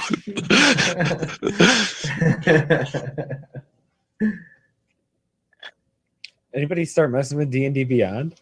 Yeah, I'm using it right now. It's a little bit I got to get used to with like just adding stuff, but Yeah, I think I got Nashimo built. I got to figure out how to do weapons. I definitely need that weapon description because I got to add it in at some I point. got to build it as a custom weapon. Yeah. Oh, well, here's Snob. We can run through it real quick right now if you want. Okay. Crimson Scale Staff of the Queen. While you wield it, it adds a +1 to your spell save DC. Crimson Staff of the Queen. I got the DC. Crimson Scale in my- Staff of the Queen. I got +1 DC. I got 1d6 of the elemental, like the representative damages once per short rest or day. Short rest. Once per short rest. POS webcam. Remind me to. Is Colin here or no? No, He went to the Not at the moment, no. Okay. Remind me to mention something else about the weapons that I totally forgot to mention when he gets back. Also, they poison you slowly. Every time you retract the bow back to your hand, you make a deal with the devil. You know what? I made a deal with the and then devil, and it's working out pretty well for me so far. Is The it? last- You're looking a little patchy before. Yeah, weren't you getting all scaly and gross? You know what's great about this? And since we're in hell, I don't care about my appearance anymore. And the sooner that you guys clearly stop you caring hit about your otters and appearances, elephants. yeah. Did you ever care? Smith, Or since you had a kid, you've stopped caring about your appearance. That is very fair. Wow. That's like a knife. I would argue with um, that, but I can't. It was just the But it's DC, right. the +1 to spells, and then the D6 per short rest, correct? And the No, charisma you checks. Also, so yeah, you have advantage on all charisma checks versus Chromatic dragons. Okay, cool. Hey Joe, remember when earlier I was As- like, do I have something that adds to saving throws? Also, Love here. do you have my AC as 17? Because I did the math wrong at some point. I have it as 18. You son of a bitch. No, I was. You had it at 18 because I forget the wizard's name, but he cast a spell, but it should have gone down. And then, Gotcha. but yeah, I'm at 17. 17 it is. Should we run through our armor classes one more time just to make sure we're all on the same page? Yeah, that's a good idea. Do we need? Tommy, let's start with you. Yeah, What's your armor class? What's class? 15. Got it. Doramir, Working. got it. Snod, you are 17. Ilya, you're 16, right? Mhm. Nachimo 17. and Tripod. So I have mine as 19 because I had my breastplate blessed or whatever or upgraded by the people at Candle Keep. It was 18. Does that stick? We're using a shield before. No, this was for my armor. Yeah, I'm saying, did you have a shield equipped? Because that I- would affect your armor class. I do still have a shield. If I'm going to carry literally any of my weapons, then I won't have it equipped. It's +2 if you decide to use it. Otherwise, you're at. Yeah, so while you have the two-handed axe, your AC will be 18. Okay. But if you use the shield and the one-handed weapon, it would be 20. Got it. I'm texting you all your weapons, the pictures of them, so you can reference them. Sick. While everyone's at 'em. back, Colin, can you hear me? Can everyone hear me? Yeah. Sir. So one other thing I forgot to mention about the weapons. Obviously, these are like super cool, super catered to your characters, and I want you, and if you want, to use them for a long time. These abilities you have are going to scale with your characters. Like the amount of extra damage they do or the extra abilities that they give you will become more frequent or more powerful. There are like character development points throughout, the campaign where you'll get new abilities bestowed onto these weapons. So my plan is to have them grow with you. Cool. Nice. Should you so choose to have them, do that. 1, 2, 3, 4, 5.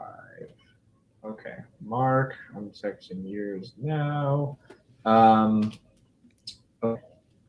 Is everyone back from their break, ready to get back into it? I think so. Is Griffin Cloud your artist? Is he on Twitter? Because I would love to tweet out this art. I think he is. I'll text him real quick. Yeah, if you could just shoot me that whenever you get a minute. No rush. I know he posted on Instagram, but I'll ask him about that. Yeah, we'll throw him there too.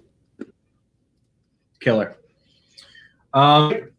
With that, the door beyond.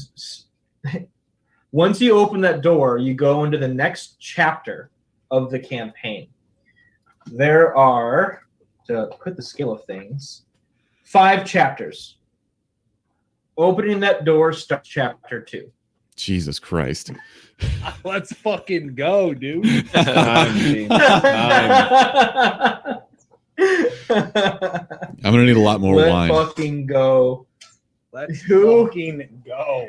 Who wants to open the door? Can I just put a boot at the fucking hinge of that door? Like, I don't want to open. I want to kick it down. Wait, do we feel like this is one of the fights that we aren't supposed to go through like this with the door? We want to make sure we're on that page. The door just like on the door. That's the door casts Eldritch Blast.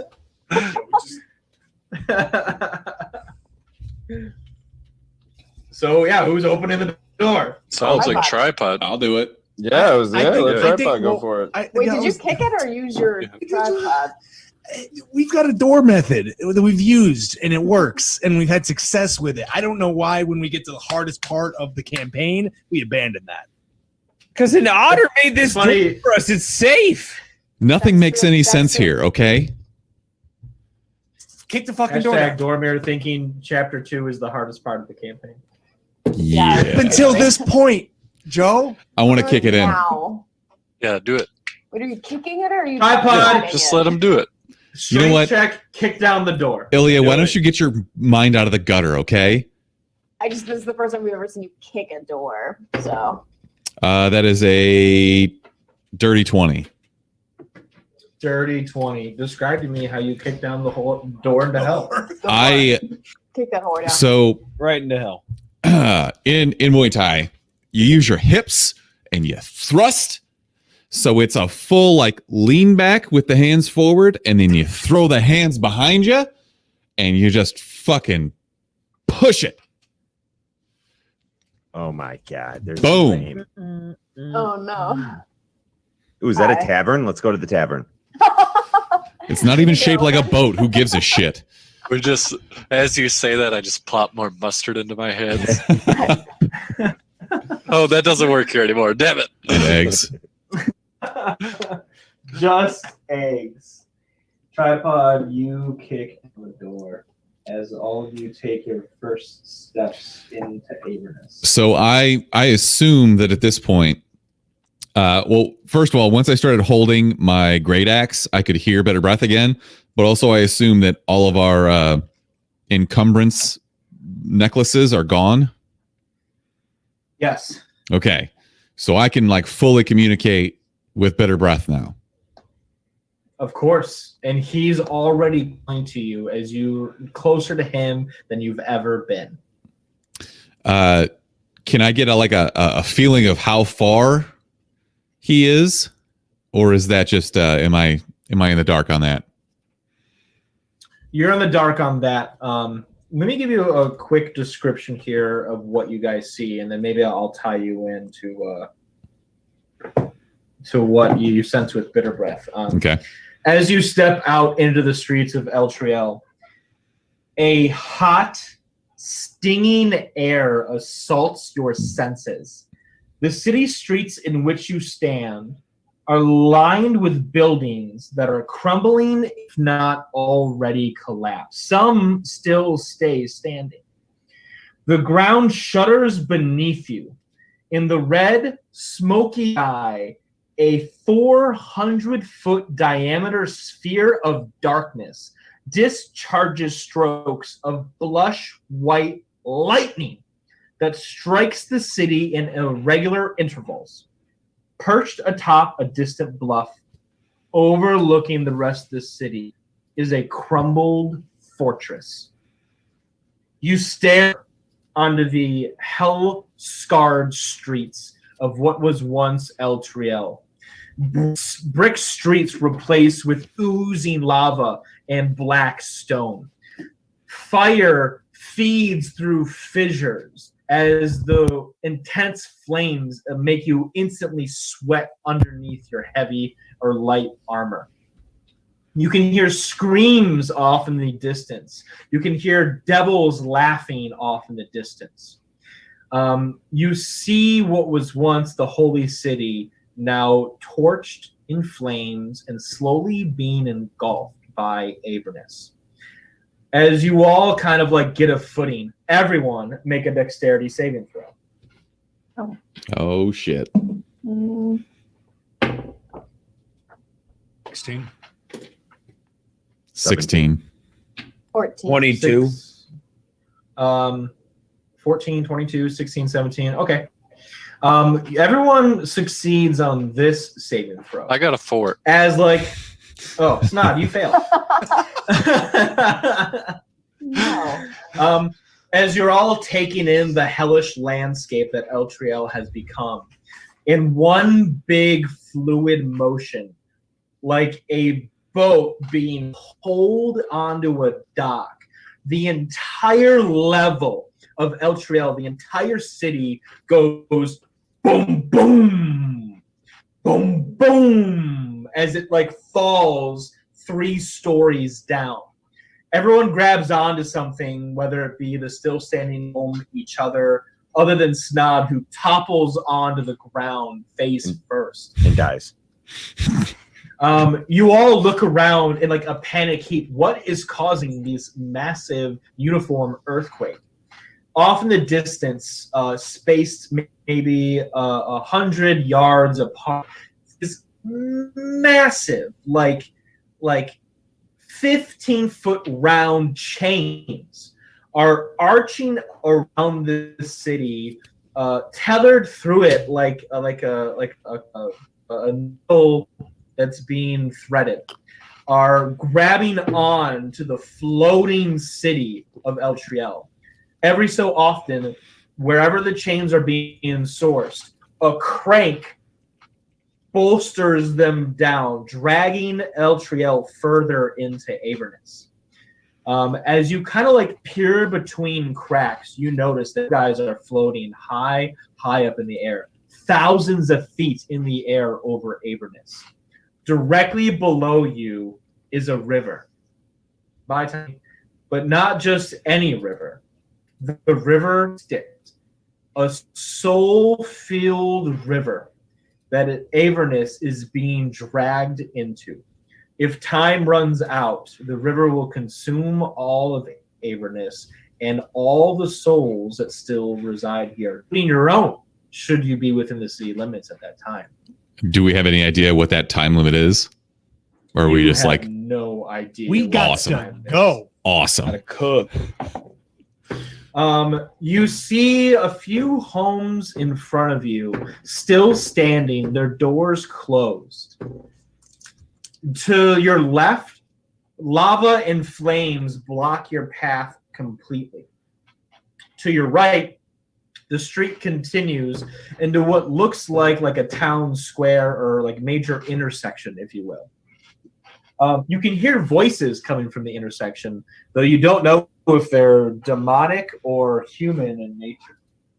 And to give you like a brief scale, this is super brief. I don't know how well you can see this, but this is El Trial. This is the map of El Trial. Okay, so it's fucking big. Yeah. Got it. Bruh. How big is your table set up at the moment? Yeah, why can't we just zoom out of the table? You should technically have all that set up right now. You guys, I hate you guys.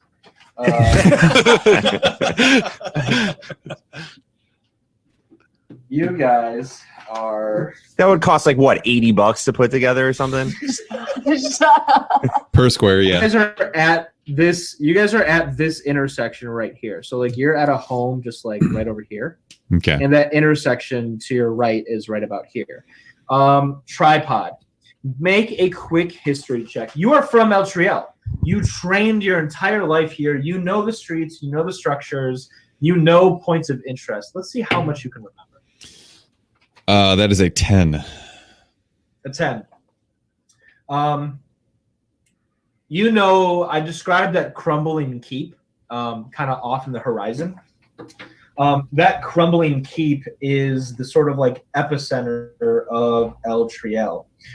It is a cathedral in which all paladins go to train, in which the former overseer, Krieg, would be, where you worship Lythander himself. Like, that's the main honcho. That capital, fucking dork most Lythander. fortified position. Okay. That, unfortunately, is across a chasm. Okay, so you've got this like reverse thing. So here's the keep. Mm-hmm. Okay, you've got this chasm that is splitting El Triel into two. You guys are on the other side of the chasm. Okay. If you wanted to get to the keep, which you think that would probably be a pretty good spot to be right now, it would take a bit of time to get there. But that's in the future. You're in the now. You guys have the fires of Avernus burning around you, molten lava and stone, converting the city into a burnt wasteland of Avernus. You've got some homes in front of you, and you've got the town square intersection not too far down this lava-ridden path. What would we like to do? Looking for Uthar. Yeah. And Why don't we check? Why don't we check on this little elephant that you got in your pack? See if any of that memory is coming back now that you're back in hell. yeah, sure. Let me loosen the drawstrings on his backpack. Lulu, right? Lulu. Okay. As you loosen the drawstrings, Dormir, you're almost like blinded as a bright light from the tip of Lulu's trunk is shining.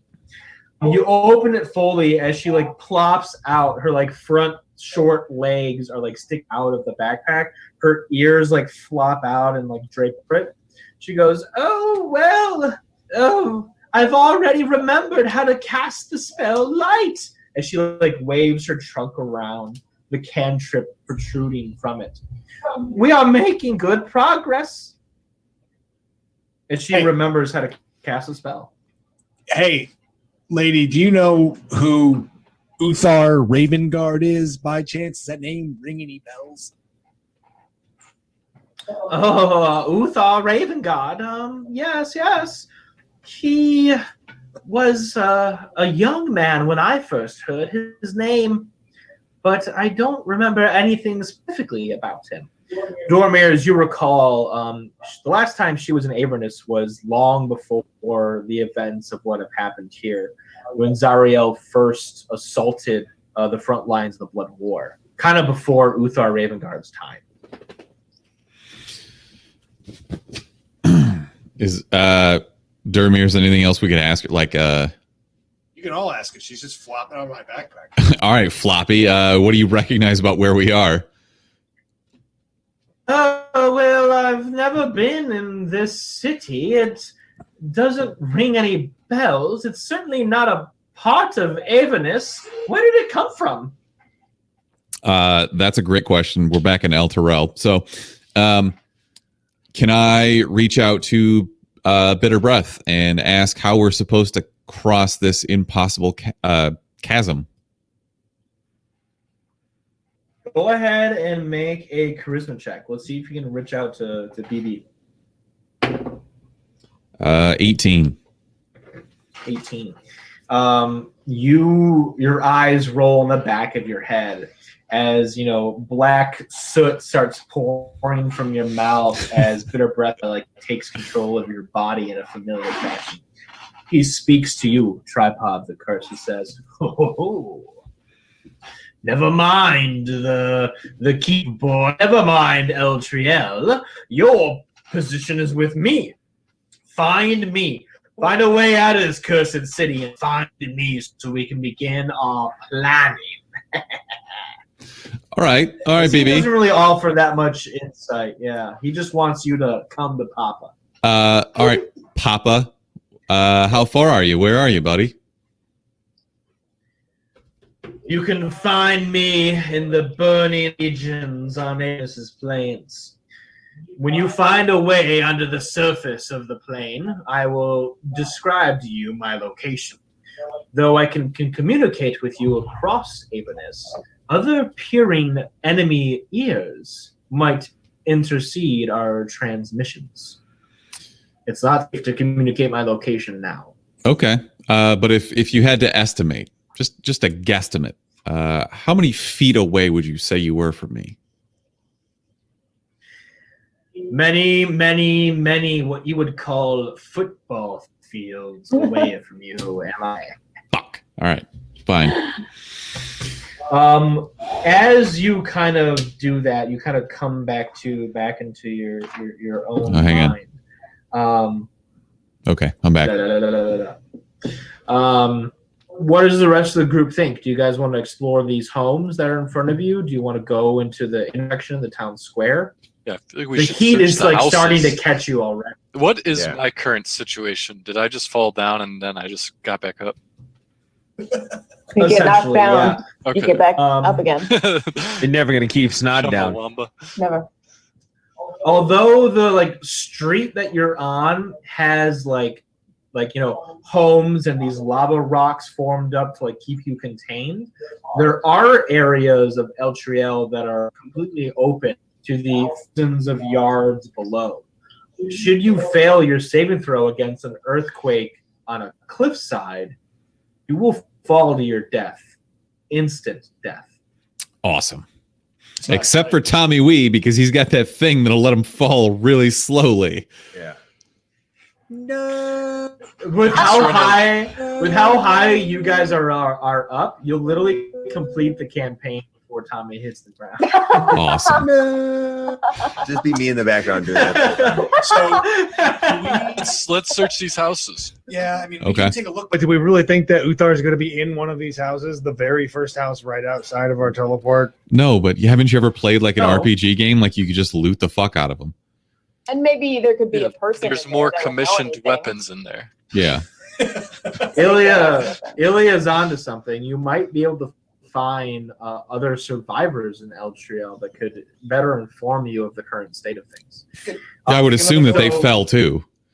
So Fuck it, let's go. You've got the house in front of you. The brick house, the stone house to your left. You'll have to make some checks to clear that lava-y area. So either you can check the house that's easily accessible first, or try to make over to the stones. Let's The house. divide and conquer. Don't split the party. That's a, Don't do that's a that. 20-foot jump, isn't it? That is a 20-foot jump. yeah, damn. All right. For me, it's like 40 feet. So let's check this first house. Let's just get this. You're on a spree with kicking doors down, Tripod. Keep that Leg up, brother. Knock that bitch down. All right, fuck it. Let me kick that bitch in. Make a strength check. 10. That'll do, Pig. As the door is already kind of damaged and scored from the intense heat. I'm gonna reposition the camera real quick here. Nice balls, dude. You see Miles? That's bears. Balls. You bust- got balls. You bust down the door, and you take a step in. Oh, Oh, God. hell yeah. The Oh, my chicken God. beans? Fiery pixie fairies. How no? And inside, you see a Abyssal cluster of abyssal chickens. Everyone, roll initiative. God. This is the encounter I was driving that you should run away from. We gotta get the fuck out of here, guys. Huzzah. We're gonna need that staff. Just start clubbing them. They're not seals. All right, everyone get a 20 or above. Crit fail. Hmm. Fuck. Yeah, sorry. 23. 23, we've got Nacho. Okay, 15, 20. Okay, 10 to 15. I'm sorry, I got an 18. I was Wow, distracted alright. momentarily. Oh, I was like, wow, we suck. 5 We still to suck. 10. I got an 8. 6. Oh, I love Avernus. Okay, we got an 8, we got a 6. Tommy, you got a nat 1. Ilya, how'd you do? I got 3. It's better than Tommy. Nashimo, even the wicked fires of Avernus can't slow you down. You're up first, then the abyssal chickens. Already killed by fucking missile chicken. He's got. There's no more room in the house with him, right? You can try to get in. Just start All right. chicken. I'm gonna throw a dagger at the one. I don't know, the one directly in front of him with the new hunting dagger, and see if we can tie one of these guys up. Tripod, you need to back out of there. And I we can do that can every door time me it's to start thrown, right? That's firing not in a there. once a day thing. Yeah, every time you throw it, this one, it's not returning, so you That's- have to recover it. I gotta get it. I understand. But on a confirmed hit, yeah, it'll have to make a saving throw to not be whacked. Okay. And would you say I'm can I bonus action to try to like hide to get the sneak attack? So you have to get within 15 feet to throw a dagger. So you have right in the doorway here, right? 5, 10. Yeah, cunning action. Go ahead and check. Okay. So we have 13 plus stealth, right? So Yeah. 18. Chickens are 22. 18. He's The got me. chicken sees you. The chicken Yeah. sees you. He sees me just fine. All right, I'm gonna throw anyway. It's gonna be a 19 to hit. There was like in Skyrim during like the beta testing, there was a person who was like committing crimes in towns, and no one was around. For some reason, guards would come up to the person later and like arrest them or whatever. Basically, they found out that the chickens had the ability to report crimes to guards. So like Some of the chickens miss- would witness you in a crime and then they'll report it to a guard. That's kind of amazing. Like, what the It hell? was pretty They'll always funny. murder the chickens in Skyrim. Pretty much. Always murder the chickens in Skyrim. Sorry, Nashimo. What It's did okay. you roll? 19 to hit. 19 hits the abyssal chicken. It's gonna be 7 damage, and he's bound up. Well, he has to make a saving throw first. Oh, sorry. He has to make a dexterity saving throw of 13, which the chicken makes. As like the dagger impacts the chicken on its flesh flap, webbing spells like out of the abdomen of a spider. The chicken like separates his flesh flaps to like cut through. No. Coming from the guy that wanted a fucking otter, you're getting You know grossed what? out by That's fucking the line. That's the line. Flesh flap. Did Flesh you flaps, see? that's the line. Did you see the way that otter was dressed? He was dressed like a Tripod. tiny wizard. Exactly. Tripod, Tripod you're fanfic for you're wizards. licking your lips. These flesh flaps, dude. I mean, come on. Jesus Christ. Anything else, Namo? I guess that's it. Double Great. five. Did you get 2 attacks? Me? Not when I throw. That's No, rogues, based on class. Rogues don't get multiple attacks. I don't get 2 attacks. In lieu of 2 attacks, I have stealth attack for sneak attack for like 66 damage. So it would I be also rough have to that hit. scimitar speed, so when I Could multi-class like for the next you. 5 levels. With that, the 6 abyssal chickens take their turn Oh my god. as they Hell quickly yeah. start to like monically. It forms Mine, into a chicken mine. body, just like a transformer. Start We fucking sent the going tank nuts. in. This was a good strategy. Yeah, They because begin to make their attacks. you're not in there. It's a fucking great strategy. You're gonna be Alright. fine. The abyssal chickens have pack tactics, meaning if another hell abyssal yeah. chicken is in your vicinity, tripod, they all get advantage. Great. Here we Oh go. my god. The first one. Bok bok. Bok bok. First one is hit as the abyssal chicken bites down on your lightly armored leg. Oof. The second one is a hit as well. Your other leg gets bitten by an abyssal chicken. Bok, motherfucker, bok. The third one, with a 22 to hit, he like flaps up and like slaps you with his flesh flaps. Let's slap. What the Flesh fuck? slap. Fourth one, You're dead. You're gonna shit me now, you. the fourth one, you hear a tink as it slams into your side but bounces off your metal armor. The fifth one spits like demonic ichor at you from the back of the room, which like hits your neck and then leaks underneath your armor and clothes. It hits you. The sixth one also spits demonic ichor at you with a nat 20. Here Oh we go. As shit! it hits you, tripod, clear the face like in Jurassic Park when like the dinosaur like spits the ink, like at the dude's eyes. Am I gonna get killed by some fucking chickens? Yes. Haven't you ever played an RPG before? We should search the houses. Famous You were the last one that told me to words. search the house. I So conceded. that's 5 abyssal chicken, one of them being a crit, which translates into 6d6 damage. Jesus Oh, Christ. you'll live. Be a chicken. At What's worst, their it's 36. modifiers? Tripod, you're taking 25 points of damage Dude, you're from gonna abyssal die. chickens. No, I get out of there. He's gonna be fine. Everything's fine as there's chickens latched onto his Room's body. literally on fire. With that, Snod, it's your turn. Tripod, you're on deck if you can make it that long. I get his axe if he dies.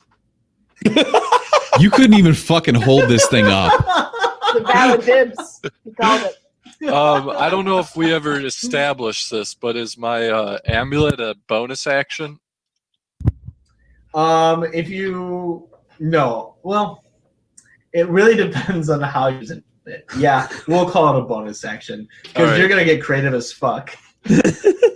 I'm gonna hold my hand here for a moment and just drop an egg into my hand and look into the room and be like, what came first, the chicken or the egg? And I'm just gonna cast a magic missile as I take a bite out of it. I hate it here. It's the most on-brand thing. Are you targeting different chickens? I'm or gonna the kind of same just chicken? keep shooting the same one, and if it drops, then obviously, like, if I can, aim future missiles at. So you have to make your targets as you declare the attack. All right, I'm gonna So- wombo combo just the same one then, and it was 12 Okay, sure. force damage. Do you want to target the one Nashimo or it or a fresh one? I'll do a fresh one Fresh one. by the door, if that's. Yeah, I got you. Tripod. 3 arcane bolts come whistling around you as they hone onto their target and converge on one abyssal chicken in front of you. there's a prat, prat, prat as it like bursts through the chicken's body, killing it instantly. Chickens are fucking pussies. Say that to your burning chest with the air just I dripping legit down. thought about casting Fireball too, but I figured you were, I don't want to need to be killing you in the first You session. cook them. You cook them. For reference, my guy, this is the radius of fireball. So get down! Was it? Burn it. I had to get my I egg. can't even like capture it on this camera. It's so close. It's so big. Amazing. Snod, do you want to reposition yourself, or do you want to kind of stay lurking in the back here? I feel pretty good back there. I'm gonna munch on my egg. Excellent. Tripod, your turn, and Dormir. Can I, without using an action, get Snod to throw me an egg?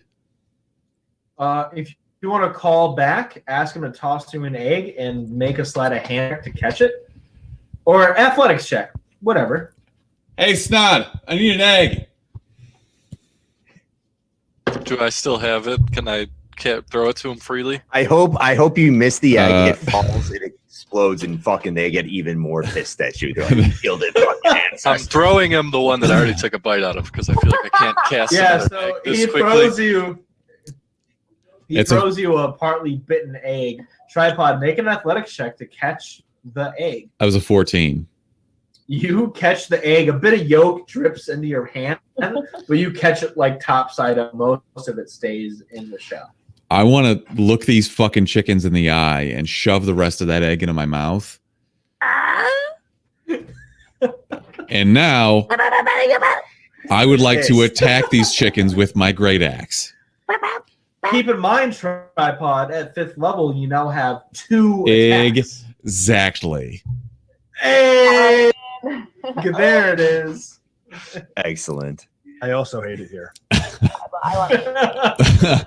All right, so As literally Colin's background is like what you guys witness as you're like tossing eggs to each other. Like, what the fuck, you know? yep.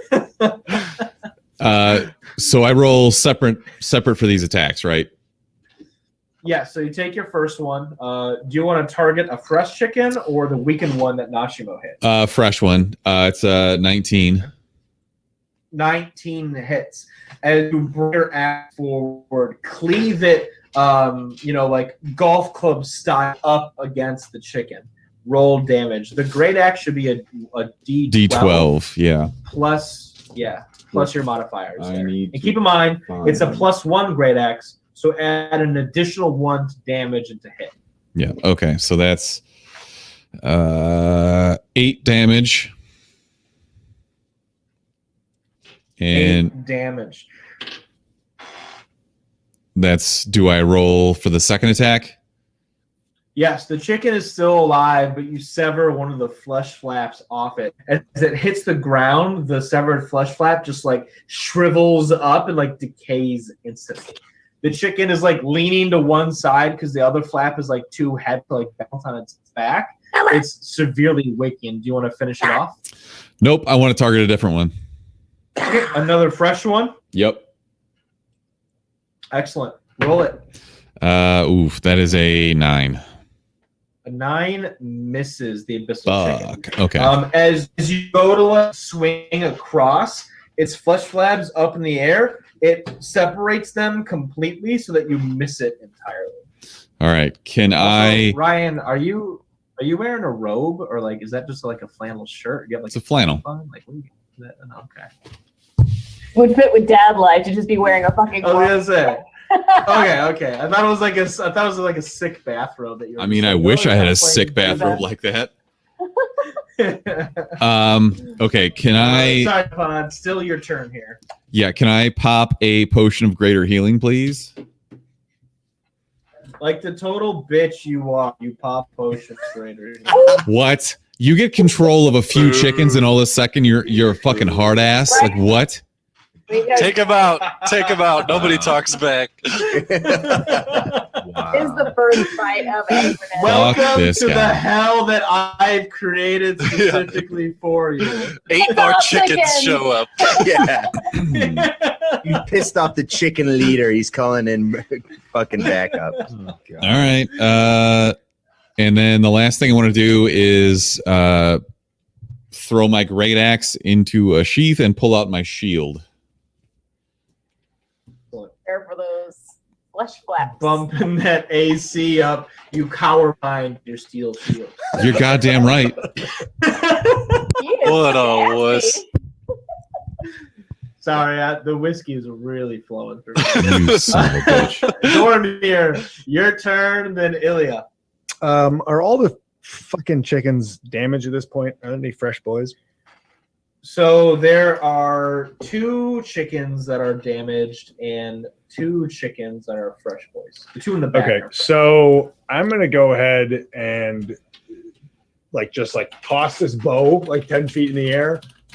Just think about it in my hand and it's there. Just whip one right back at one of the damaged chickens already. It's a 25 to hit. Dormir, do you want to expend your 1 a day's devil slain, demon slain? Okay. On the chicken. 12 damage on the first attack. 12 damage slays the chicken immediately on impact. And then based on where I'm standing, I think I probably have an angle at 1 additional chicken. I'm not sure which one, but I'm going to shoot. Yeah, over. you can shoot this back corner chicken if you like. Sure. My second roll is 24 to hit, and it is 11 damage. 11 damage, just shy of one-shotting that chicken. Fuck. He's still living, but twitching on the ground on his side as the arcane arrow is launched right into his neck, into his body. Dormir, anything else on your turn here? No. Excellent. Ilya, your turn, then Tommy. Where am I at right now? You are back here. If you want, you can get into the doorway right behind Tripod and right in front of Nashimo. And you could reach this first chicken with your chain whip extended. That's what I want to do. Excellent. What's You the brush attack past bonus? Nashimo. So it's a +1, Uh-huh. and it uses your strength modifier Oh, my plus your strength, proficiency. okay. All right. So it'll be proficiency plus strength mod plus an additional 1 to hit. And then for damage, it's a d6 plus your strength plus an additional 1.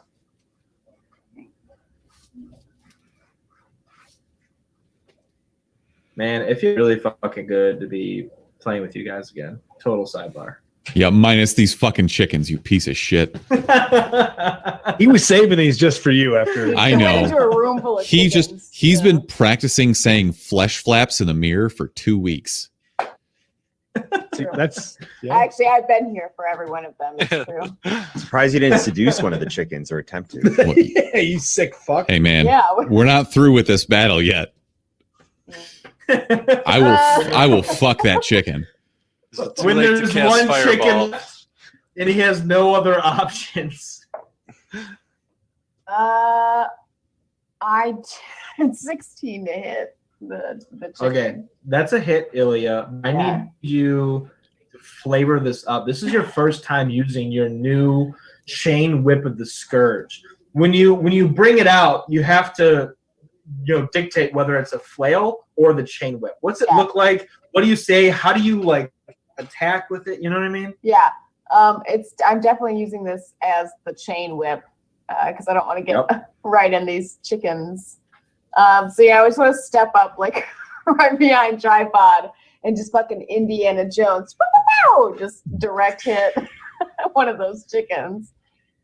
I'm super stoked. I'm super stoked about it, but you can't tell that because I'm wearing a mask. So Absolutely. Yeah. As the whip like wraps around tripod on one side and No, not connects the tripod. chicken I wanted to hit the directly. chicken. Oh, okay. I see what you're saying. I know it like passes him, kind of wraps around his armor to get momentum and strikes the chicken. Roll damage. So in whip form, it's a D6 plus your strength modifier plus an additional 1. Okay. So, that's a 10 damage. 10 kills the already wounded chicken by Nashimo's first attack. The chicken, like the tip of the whip, just hits him square in the forehead, and as you pull it out, abyssal chicken brains and blood just spew over Tripod's breast. Okay, I was disgusted at first, but that's I'm fine. good with it. With your second attack, Ilya, you could wrap the chain rip around the corner to attack this chicken. Yeah, I want to do that. Already wounded, you could pose to kill it. Make your attack roll. That is a 19 to hit. 19 hits the chicken. And then that is 7 damage. 7 damage kills the chicken. Fuck that chicken. Boom. Get out of here. As you kill 2 chickens in one round. Anything you want to say to Tripod as you're standing directly behind him? I just want to like triumphantly give a good ha ha laugh. I'm having a great time. Tommy, it's your turn. Now, the interior of this home has been cleared, leaving an opening for you to charge into the room if you like. No, hell no. Piece of shit. Wait, Who so wants to be in there with you? is Tripod in the doorway still right there? Yeah, he's really there, right? Yeah, but you're small and you can walk go through his your, legs. Yeah, exactly. Is that what Okay. you want to do? I want to get just like in the doorway, kind of, and I want to take out a javelin and chuck him at this chicken. But before I do Sure. so, Ooh, kebab. before I get in there, I want to say, "Ooh, looks like we only have 3 chickens left." There's 2. Oh, because Tripod's a chicken. Damn. Yeah, so Tommy, as a gnome, you have the unique mechanic that you can occupy the same space as one of your allies because of your small stature. This little Which fucking lets manlet. You literally stand between Tripod's legs as you throw the javelin at a chicken. What Did- the devil? Can you please tell me that he had to push my gigantic wiener out of the way?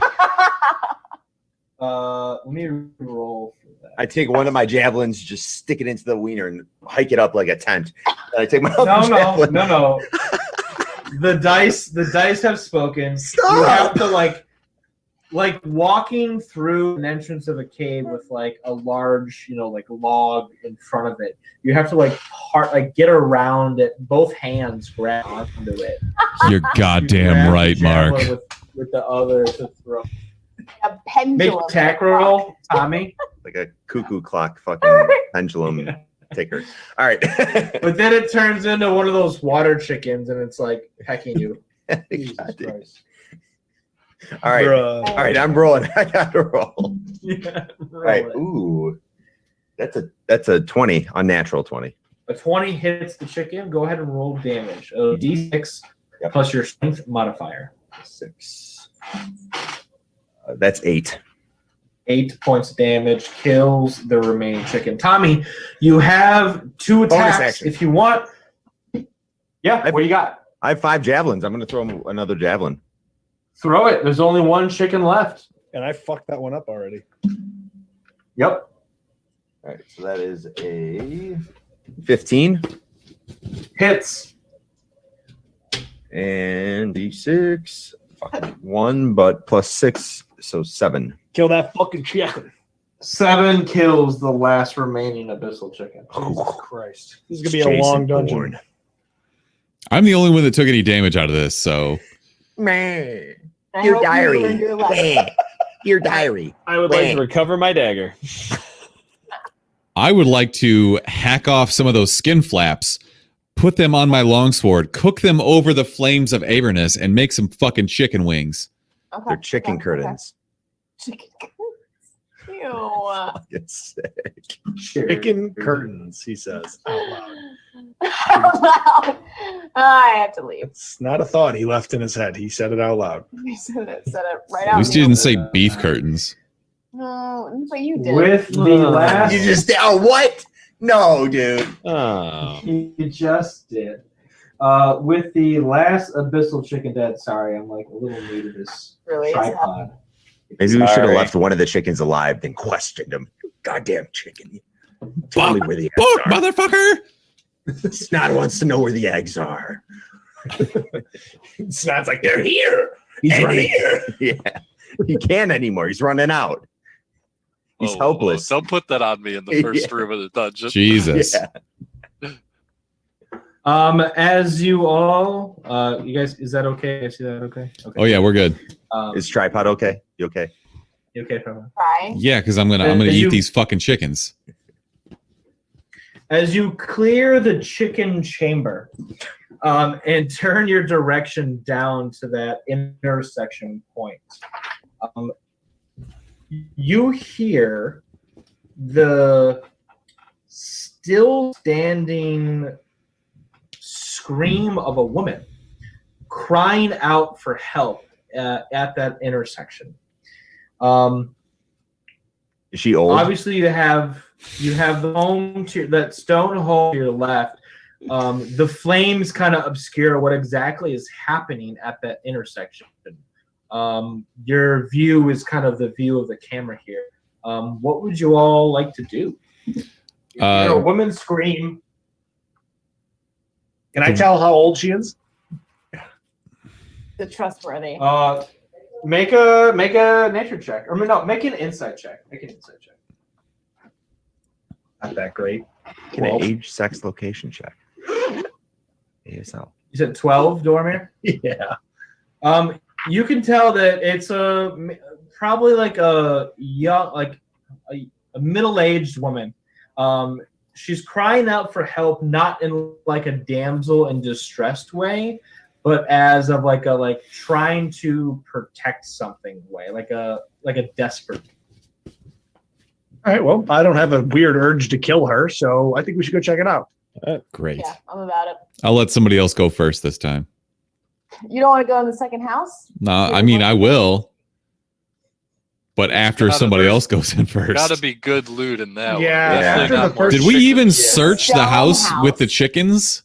No, not really. Not Just really. found chickens. Rules of The RPGs, house- you always check the second house for treasure. There's That's true. always treasure if it's not in the That's true. first. I The don't wanna open house, the house of chickens #BAME, was completely desolate and played no other points of interest other than 6 abyssal chickens. Can I burn it down?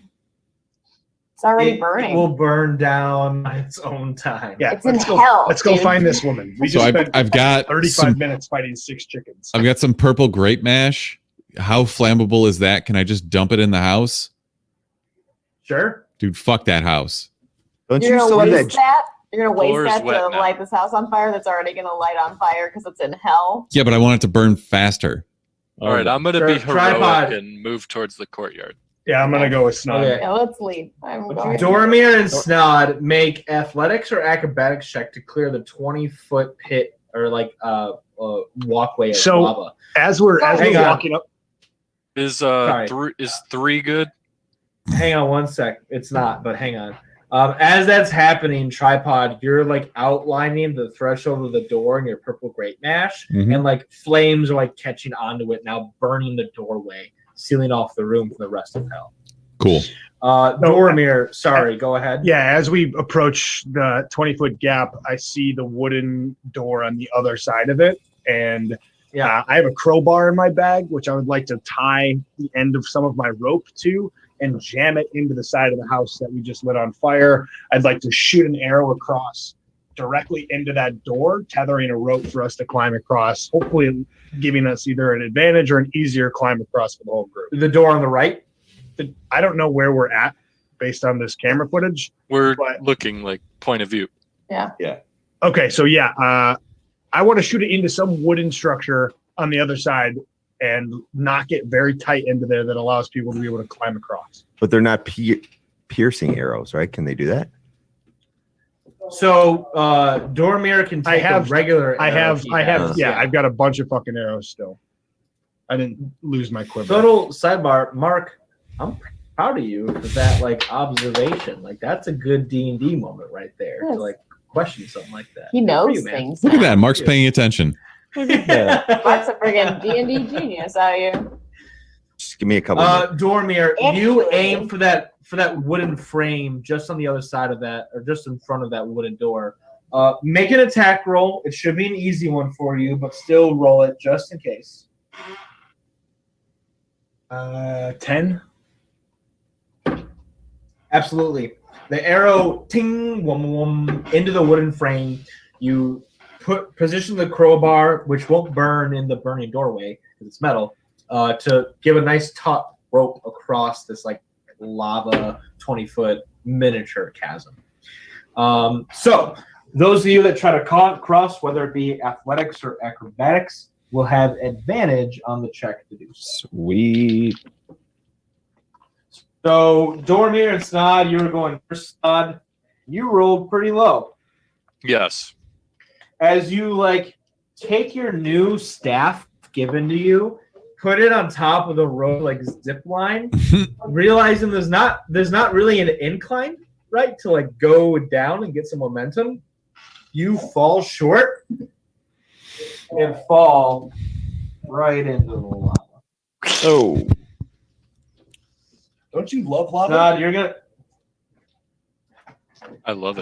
gonna take 2d6 points of fire damage, which will total to 9. 9. Which Dormir, 25. you got to roll the 25. Yeah. Excellent. Yeah, you get across no problem. You just see me like safely. burning, like Dormir, do you want to pull Snod out of the fire? I do. You drag him through the lava ground as he takes an additional 1d6 points of fire. thanks. Anything you want to say to him as brush him off? Snod, you take 4 more points of fire. 4 more. I don't say anything. I just help him pat out some burning coals on his fucking I clothes. picked you up because I thought you looked hot. Ooh. I didn't say that. I did. I said it for him. Would anyone else like to cross at this point? Yes. I would. Go ahead, Ilya. I want to. So we're rolling with advantage. Advantage on athletics or acrobatics, since Dormir was kind enough to position a rope across the lava. There's a clear difference in my athletics and acrobatics. I have a dirty 20. 30-20 gets you across without. Who's next? I'm really riding that whip high now, so. I'll go next. Okay. Nashimo, roll it. That's gonna be a hot 16. 16 crosses, no problems. You guys are all embarrassing Snod right now.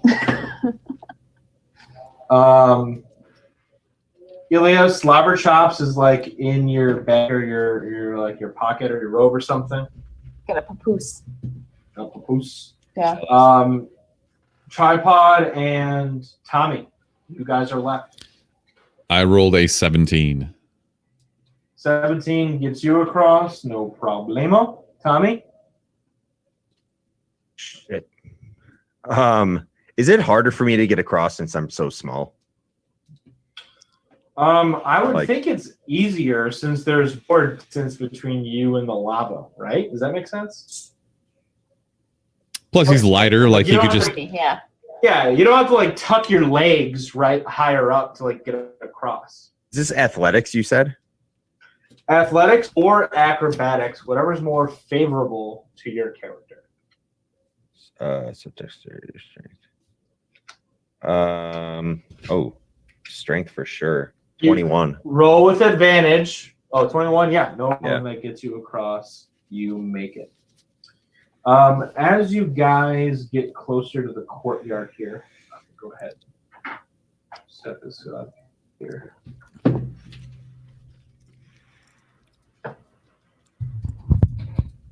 What's up, Matt?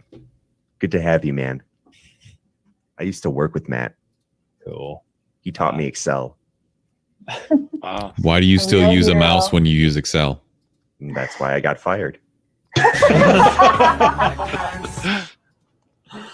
You manga ass.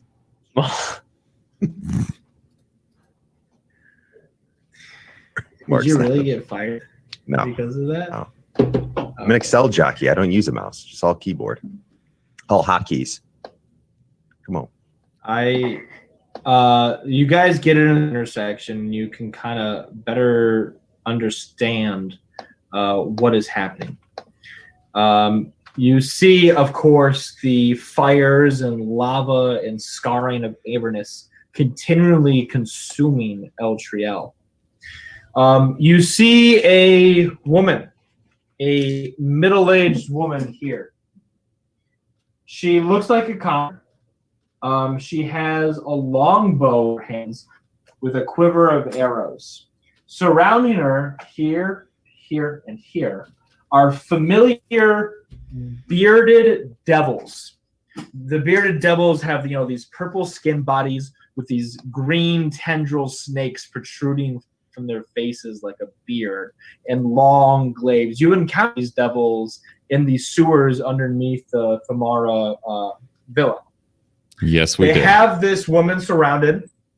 You can see that she has two small children with her, two young boys that are like holding onto her legs as she has her bow drawn, trying to pick a target between these three bearded devils. You guys are just on the street before entering the clearing. Let's go ahead and roll a initiative to keep an order for our actions ahead. Whether or not you want to engage and help this woman who's being attacked by bearded devils, explore an area. Feel free to talk about what you want to do as a group as well. But first things first, let's roll initiative. Anyone get above a 20? 23. At 21. Nashimo and Tommy coming in hot. Okay. 15 to 20. I got a 16. I had 19. 19 from Doramir. 16 from Snod. Okay. Tripod Ilya, how'd you do? 11. 7. I'm sorry, Ilya? 7. Oh. 7. Great. Shimo, you're first, and Tommy. The situation is clear to all of you. What would you like to do first? And feel free if you guys want to talk about it as a group, what you want to do. But we'll start with Nashimo's actions. Boy, this feels like an NPC thing, right? Like we could just add her to the party after. Agreed. So let's save her. Yo, we just gotta blast these nerds. Yeah. Do they know we've arrived? Like, did they hear the arrow shooting? Or are they completely dumb to the fact we're over here? Make an insight check, Nashimo. 16. 18. Dude, nice. No, they are unaware of your presence, fully infatuated with killing or capturing this woman and her two young sons. You said there's Okay. 3 of them, right? Yeah, there's a woman. Oh, yeah, there's 3 bearded devils. Do you Okay. see them Yep. on the Yep. board there? Oh, behind her. Okay, Yep. yep. Yeah, there's one here, hmm one here. Sorry, Mark, I only had 2 bearded devil miniatures. I had to improvise with the third. How What's the dare pointer you? for us? Oh, I meant to send you that that video, Perfect. Mark. I did one for you while I was Vanna Whiting. Ooh. And I meant to put it in the group chat. I haven't done it yet. So satisfying. Get me up behind that first bearded devil, and we're gonna bonus action sneak attack with the Scimitar of Speed, and then we'll main hand him. You call Do I- him? Oh, well, okay. What's the Scimitar of Speed do? As a bonus action, I can attack with it as a Okay. primary weapon. Make a stealth check, as I assume you're trying to be stealthy on your Oh, approach. 100%. Okay. You will have to beat the 3 of them, so it'll be a difficult roll. Do you want us to go through with it? Yeah, no, I got a 23. Yeah, let's do it. Well, no problem, as the first one gets a nat 20. That's a problem. Nashimo, you kind of step out into the courtyard. As soon as you do, this bearded devil kind of on this rubble turns around, his glaive already immediately in your face. He's actually going to take an attack of opportunity since you moved through his threatening square because his glaive has the reach property. Okay. Nashimo, he swings. 18 plus his bonuses is going to be a clear hit with his glaive. Yeah. You will make 6 points of slashing damage. Can Make I? a Constitution saving throw. Okay. Sorry, did you have something to say? I was gonna ask if I could uncanny dodge, but I didn't know. Yeah. You see the attack coming, so you All right. can have it. All right. And then it's gonna be a 16 on the save. 16. You resist the infernal wound that the Beard Devil's glaive would cause on you. Okay. Lucky you. You can still make your attack, but unfortunately, sneak attack is not an option at this point since the jig is up. That's fine. I'll go ahead and attack anyway. Fuck him up. So 20, not natural. Dirty 20. That'll hit. Okay. 6, 7, 8, 9 damage. 9 damage. Okay. And then we're gonna hit him with There's your bonus action. yeah. So then with my action, I'd like to hit him with the dagger of venom. Okay. Nice. But I'm not Yeah, gonna activate it. you got some dagger options, don't you? I do. That's gonna be 16 to hit. 16 hits. Okay, cool. Sorry, my That's gonna finger be- slipped. That'll be 14 damage. Ooh. 14 damage. Excellent. Totally slipped. That was funny, dude. Kind of like that song. I Like, know. you don't mean to, but In my pants. Nashimo, anything else from you, sir? No, I've used my bonus action, my reaction, and my attack. I'm good. I'm I don't out of think actions. I can do anything else this turn. Yeah, and you jizz in your pants, so that should wrap things up. Tommy, your turn, then the Bearded Devils. Okay. All right. Well, before I do anything, I'm going to take my twin blades of Fievel and connect them into that double-edged, whatever Darth Maul style blade, and I'm going to just start. Yeah, Darth Small blade. I'm going to start chugging as hard as I can, moving up towards Nashimo. So, Tommy, with your level 5 ability that increases your movement speed, you can get there without a problem, avoiding the lava crevasse. 5, 10, 15, 20, 25. Boom. Actually, Tommy, if you make a acrobatics check, you could try to roll through the Bearded Devil's legs onto the other side to provoke flanking bonus. Yeah, Jesus, definitely. What? Yeah. Yes. do Yeah. that. Do that. That's Make- exactly what I make was a- thinking. Exactly what I was thinking. Make an athletics check. Okay. Not to toot my own Strength. horn, but I'm like totally obsessed with this setup right now. It's Beautiful. It looks pretty fucking cool. nuts. That is a 14. A 14. As you roll through the Bearded Devil's legs, he like leans his chin forward as his snake beard takes 3 bites at you, but you avoid each one as you stand up on the other side and do like a tink tink with either end of your connected double blade. So make 2 attack rolls. Let's start with the first one. Before I do so, can I reckless attack right here? Oh, I was hoping you would. So So- each attack will get advantage. Yep. Jesus. I'm taking advantage on this mother. Doesn't he already have advantage because of flanking? That's Tom. Unless you want a reckless attack for flavor, you already have advantage due to the flanking bonus. Okay, it just gives you advantage. All right, then forget it. I don't need a reckless attack. There's no point then. Right. You do tactical attack. Yes. All right.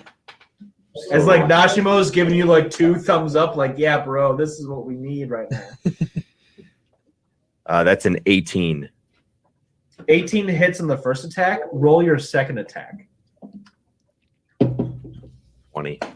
That's 20. 20 is a it's a pew, pew, pew, shit, pew, dude. But do I get an attack bonus though with my twin blades? Like I have attack bonuses with my short swords that are +8. That's exactly. So this is what's gonna happen. First of all, Ryan, I think we need a fucking drop for like critical hits. You know? I mean, just I guess it'll do for now. I'm gonna ask that we get a different drop for a It's a dirty Boy, am I 20. impressive. right. So Tommy, you hit with your first attack and a critical hit with your second attack. Since you're attacking with your double-bladed sword as a two-handed weapon, each damage roll is a D12. First one is a D12. Your second one is 2D12 since it was a critical hit. So you're going to roll 3D12 plus 24. What? Wait, no, not 24. What's your strength modifier? 6. 6. So plus the 1 plus 7 on each attack is 14, 21. So 3D12 plus 21. God 21. damn. Yippee-ki-yay, motherfucker. Having a great googly move. There. That one. There we go. Google it, Google it. 41. 41. Okay. Jesus Christ. He has Okay, dead, Tommy. right? Like, I might he's have not made dead. you We guys- need to run. I might have made you guys. this is one of those fights. Tommy. I might have made you guys too strong. He clicks the pencil. Whoops. It's time to add some extra attacks. The bearded devil had 30 hit points left. Yeah. Oh, it's dead then. Describe to me your killing blow. So you just rolled through his legs, popped up with your double-bladed sword, and gave him like a stab took it and then to a the- cleave. Yeah. Give me it. What's it look like? So I'm behind him. I come up and I just jab my my double-bladed blades into his spine, and he's just like so stunned by it. I run around to the front of him and I just give him a big push. He falls onto the blade where he's basically just like upright like this, resting only on the blade to keep him up. He is screaming for mercy, and I just go, "No, not today, motherfucker." I come back around him. I take the blade out and I just start thrashing on him. Cutting him up into As little bitty pieces. You cut off the limbs, the head, and the individual snake tendrils of the beard of the bearded devil. He falls in just a pile of demon flesh to the ground. But can I have his thumbs? All right, there we go. I knew they There it wouldn't is. forget. I don't have any purple thumbs yet, so I hope his friends saw Tommy. what just happened right there. Yeah, I mean, as you whip around, you see this like innocent, common with their 2 sons. Their jaws are just dropped at the sight of you. Other bearded devils like grab their glaives and are like turn them directly at you. With that, we move to the bearded devils now.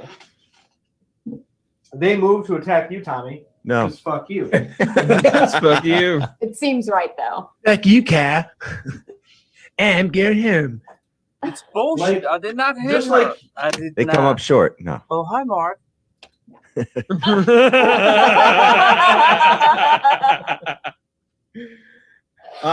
Just like you, Tommy Wee Gnomes, taking advantage of a flanking bonus, these beard devils take advantage of a flanking bonus as they surround you. Mm. They are going to make their multi-attack. First with their beard, then one with their glaive. Let's make the beard rolls first. Tommy, your AC is at 15 with advantage on the bearded devil. First beard is a hit. You will take 10 points of piercing damage. Make a Constitution saving throw, Tommy.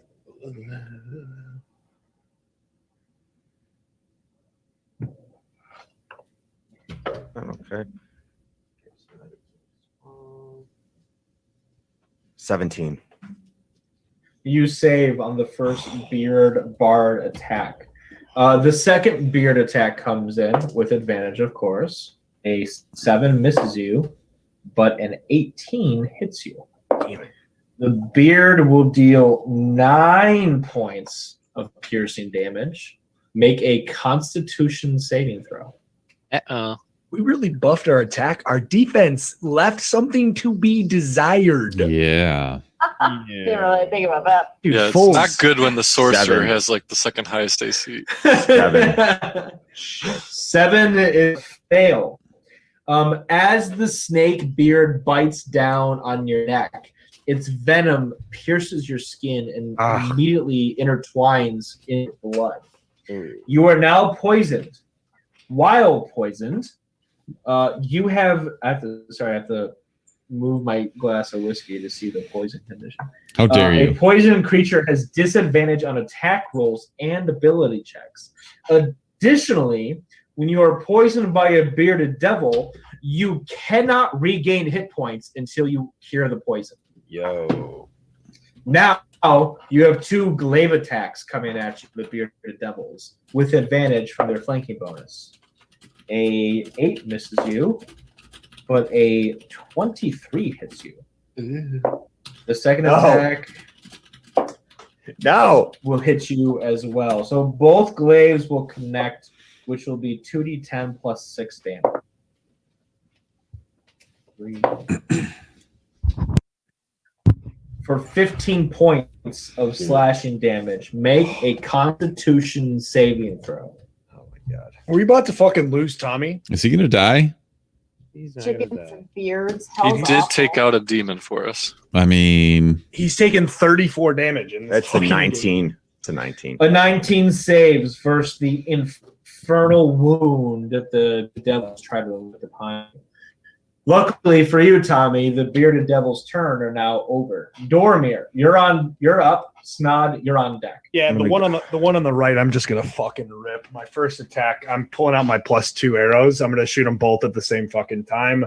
First one hit 31. The second one hits. I'm gonna turn you around here. She probably faced the right direction. Yeah, You said 30. You said 31 and 29. Yeah, to hit. I think it'd be better if he was Go facing the other way and he shot the bow and arrow behind his head. Yeah. That would be more impressive. Damage is 13 and 14, so 27. 20. Okay. As you unload 2 arcane shots with those +2 arrows into the bearded devil, he was unscathed. So you drop his hit points a good amount, but he is still rather healthy. Anything else from you, Dormir? You want to move at all? I'm actually gonna probably like do a little backflip out of where I'm at and go back about 10 feet. So 10 feet puts you directly in that. Oh, is that fire? Okay, yes, there's a fire right there. So perhaps I don't do that. Maybe I'll just stay where I'm at. Kind of forgot about. Dormir, if you want, you could pass through that wooden door. It goes into like a torched house, but like the opening here is like blown out completely, which would give you a clean line shot on both devils. I'm gonna stay behind tripod. Okay. I'm your Totally human good shield. choice. That's fine. Yeah. Okay. Snod, you're up. Then the commoners. Okay. Snod, you see yourself there? You're kind of like in the back. Yeah. Okay. How far is Tripod and how far is Tommy from me? Tripod is 5 feet to your left. Tommy is 5, 10, 15, 20, 25, 30 feet. But your vision is obscured through flames. You have to kind of get to the side of Nashimo to get a visual on Tommy. You said he's 30 feet away from me? Correct. But your line of sight is obscured. Okay. I'm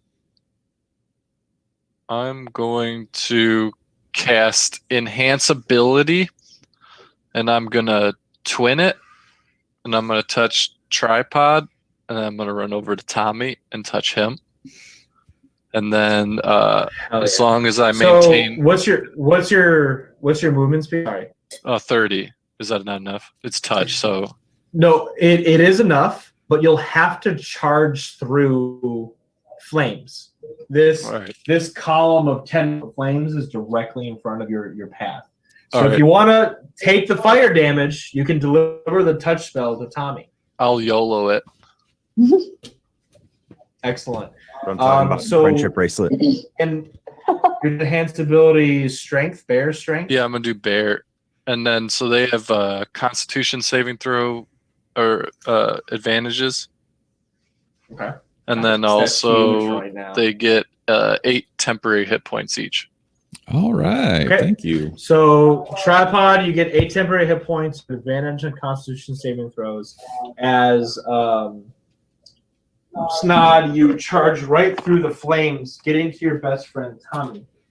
You're gonna take some damage as you do so. Can you kiss him on the cheek, please? I might just lose this spell right here, so that'd be a real waste overall. You'll take 6 points of fire damage as you run through the flames. All right. I made my concentration check. Worth it. You jump on that rubble pile and touch Tommy like right on the face, like forehead, is like you're like a priest in the church. Some like bear energy just flows out. But you touch him with your lips, right? Oh, cute. Back of the neck. So Tommy, you also get 8 temporary hit points, as well as advantage on any Constitution saving throw, which you've already rolled several. It is now the commoner's turn, then tripod. You see the woman like guide her 2 sons, her 2 young boys behind her, as she stands in front, draws an arrow from her quiver, and makes a bow attack against the already bearded devil. She rolls. She comes in hot with an 18 to hit. Okay. She'll deal a healthy 8 points of piercing damage. Okay. All right. Thank you, Ms. Lady. It's better than the elephant. As you like when she loosens the arrow, she lets out be like, ah, like she's in a tennis match. Her exhaustion level is already at peak points. Whatever energy she has left, she is using to keep her young sons alive. Tripod, your turn, then Ilya. Okay. If I were to cast Thunderous Smite, I get 2 attacks. Does that mean I have to wait until my next turn for Thunderous Smite? So Thunderous Smite connects on your next attack. Okay. When you hit a creature, you've already cast Thunderous Smite, it goes ba-boom. Okay, so I'm going to cast Thunderous Smite now. I'm going to go to attack with my Great Axe on the most wounded bearded devil. And that is so you charge in there. What's your movement speed? 25. 25 puts you directly in front of that bearded devil, so you can get into attacking range. Okay. So that is an 11 plus 6 for my Great Axe. That's a 17 to hit. 17 is a clean hit. Okay, and that is a D12. So give me a little flavor on that Thunder Smite. Your first time in Avernus casting a spell that Bitter Breath like instills the strength into. You know what I mean? Like, I that's where it literally comes from. the eyes are gone in the back of my head. So Ilya, I'm sorry, look away. They're gone. Mm. Not only that, now I'm just like I'm so horny for murder right now that it's just like I'm just like casting this fucking lightning up this bearded demon's butthole. It is going straight into his ass crack. And I just praise Thor and Odin and every other god of lightning that has ever been, and I just fucking hammer him. And I do roll that damage. I do 2 damage plus 4, so that's 6 damage. You hammered him. You hammered him.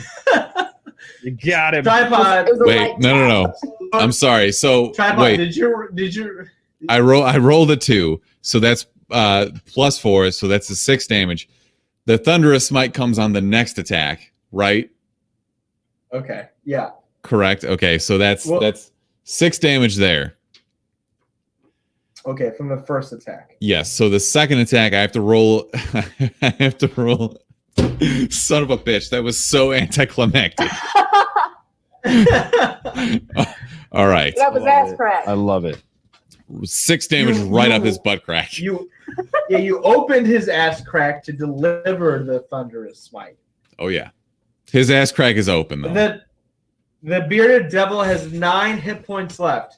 With your second attack and Thunderous Smite, can you cap that ass? Okay, let's see.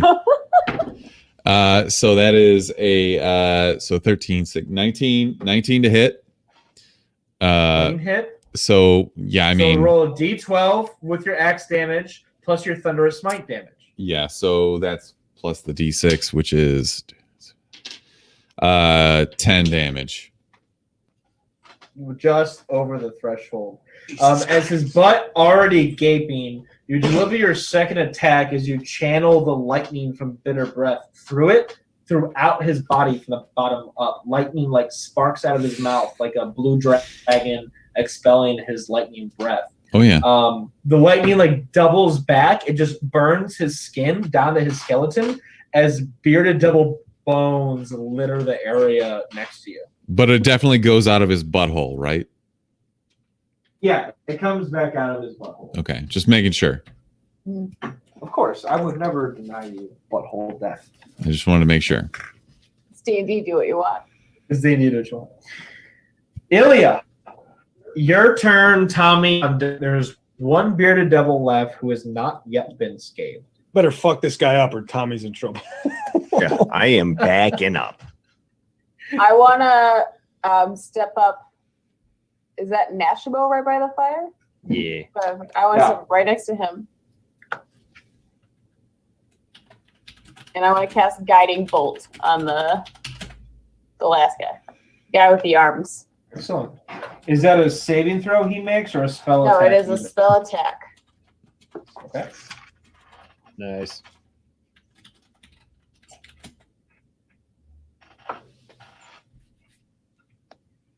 It is a dirty 20 to hit. That's stupid. Dirty 20 is a clean hit. Yep. All right.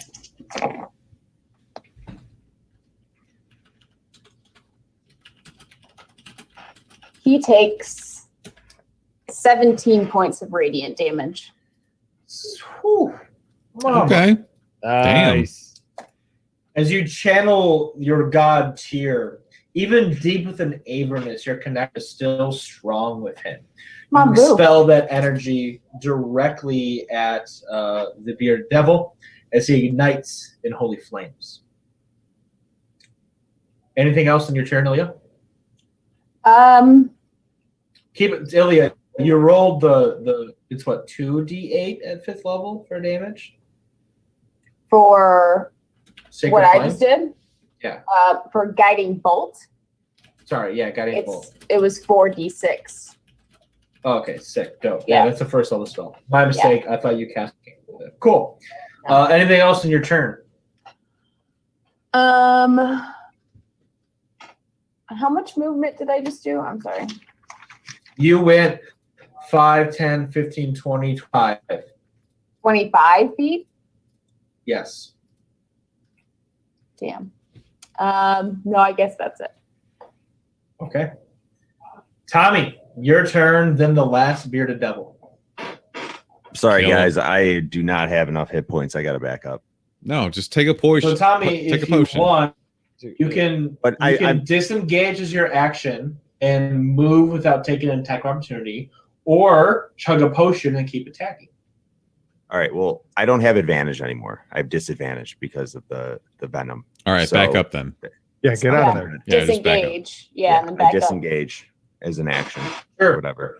You disengage, keeping your weapon in front of you to parry any attack from the bearded devil. You avoid attacks opportunity. Where do you want to go, Tommy? Can I disengage like back? Okay, so I'm like right in front of this guy, aren't I? Does that mean okay? Yeah. Can I move at a speed of 35? I mean, can I get back like 20 feet? Yeah, what direction? Do you want to go towards the party? Do you want to go towards the family in distress in the straight opposite back. direction? Straight you back. should come towards us because I'm pretty sure me and Tripod can both cure you from being poisoned. Yeah. So straight back, and then can I chuck a javelin? So unfortunately, your action is used to avoid attacks of opportunity. Means you can't get an action to attack. I get it. Okay, got it. All right, it is what it is. But you get to safety. It is now the bearded devil's turn.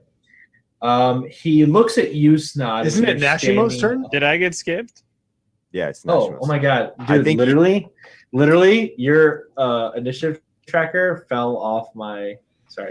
Wow. So you're trying to make this even harder for us, you piece of shit. Before me. I was gonna say I wasn't gonna say I didn't know if something happened. I wasn't gonna rock the boat. Nashimo, it's your turn.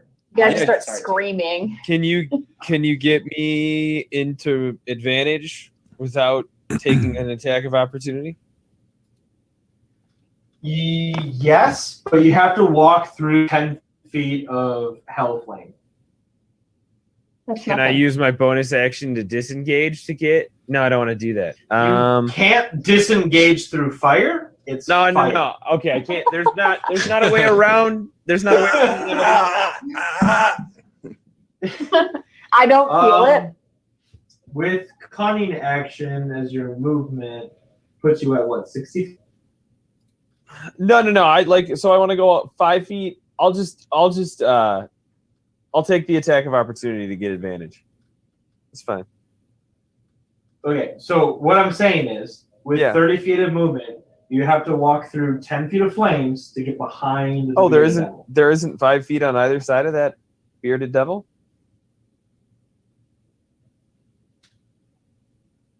Yeah, you'll take attack of opportunity to walk around him. Yeah, that's fine. I'll take the attack of opportunity. You'd rather take attack of opportunity than Avernus flames. Yeah, 100%. Being on fire sucks. Let's see if you've chosen wisely or poorly. I like the heat. He makes an attack against you. That's fine. 18 hits your armor class. It does. With a glaive, he will deal 13 points of slashing damage. Cunning action. Damn. I'm sorry, uncanny dodge. Uncanny dodge for half. Make a Constitution saving throw. Con save. An odd number of damage when you get half. Does it go to the high or low number? He always makes me round up. I always round up. It's gonna because be it's hell. Fuck you. 21 to save. 21 saves. You resist the infernal wound. Okay.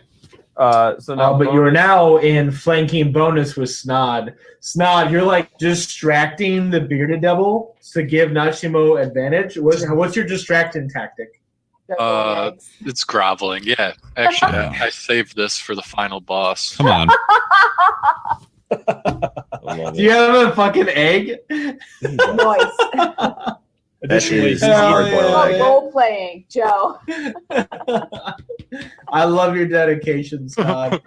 Nicole, swing with that advantage as the beard devil is in awe as Snod deep throats a hard boiled egg. I hate you so much, Will. 22 to hit. That's a clean hit, brother. Okay. So you get sneak attack damage. Oh yeah, I'm well aware. My bad. Sorry, you guys. 16.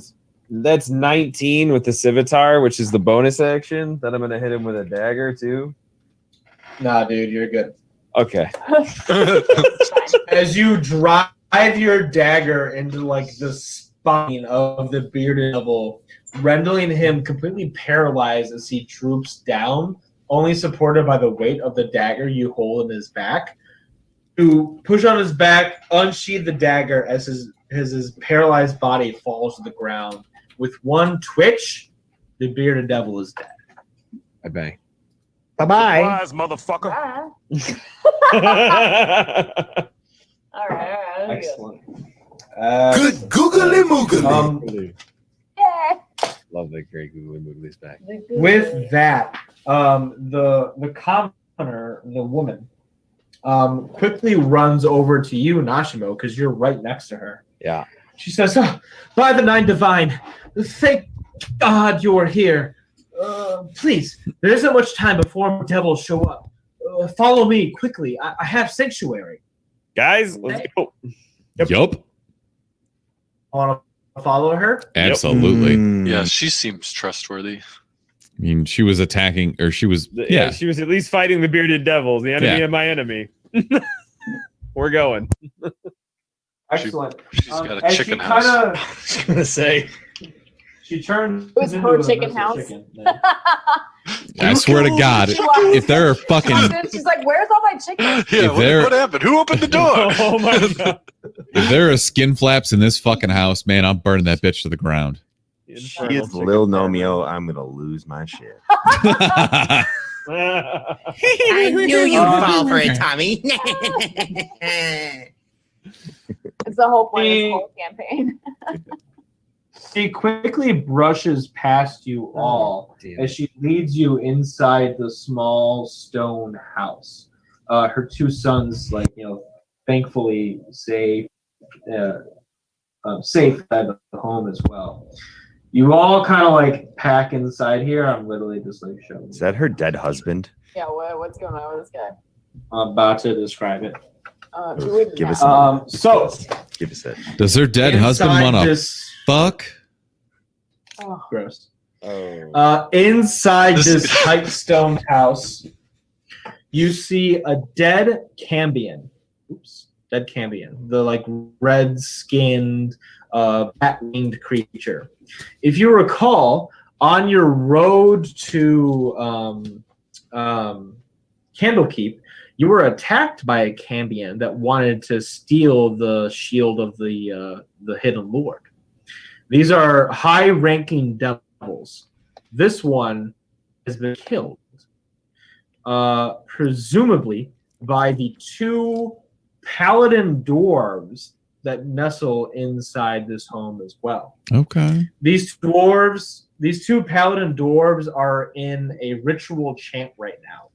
They have their hands up as holy aura is radiating around the home. Ilya, without fault, you can recognize their joint spell as Sanctuary.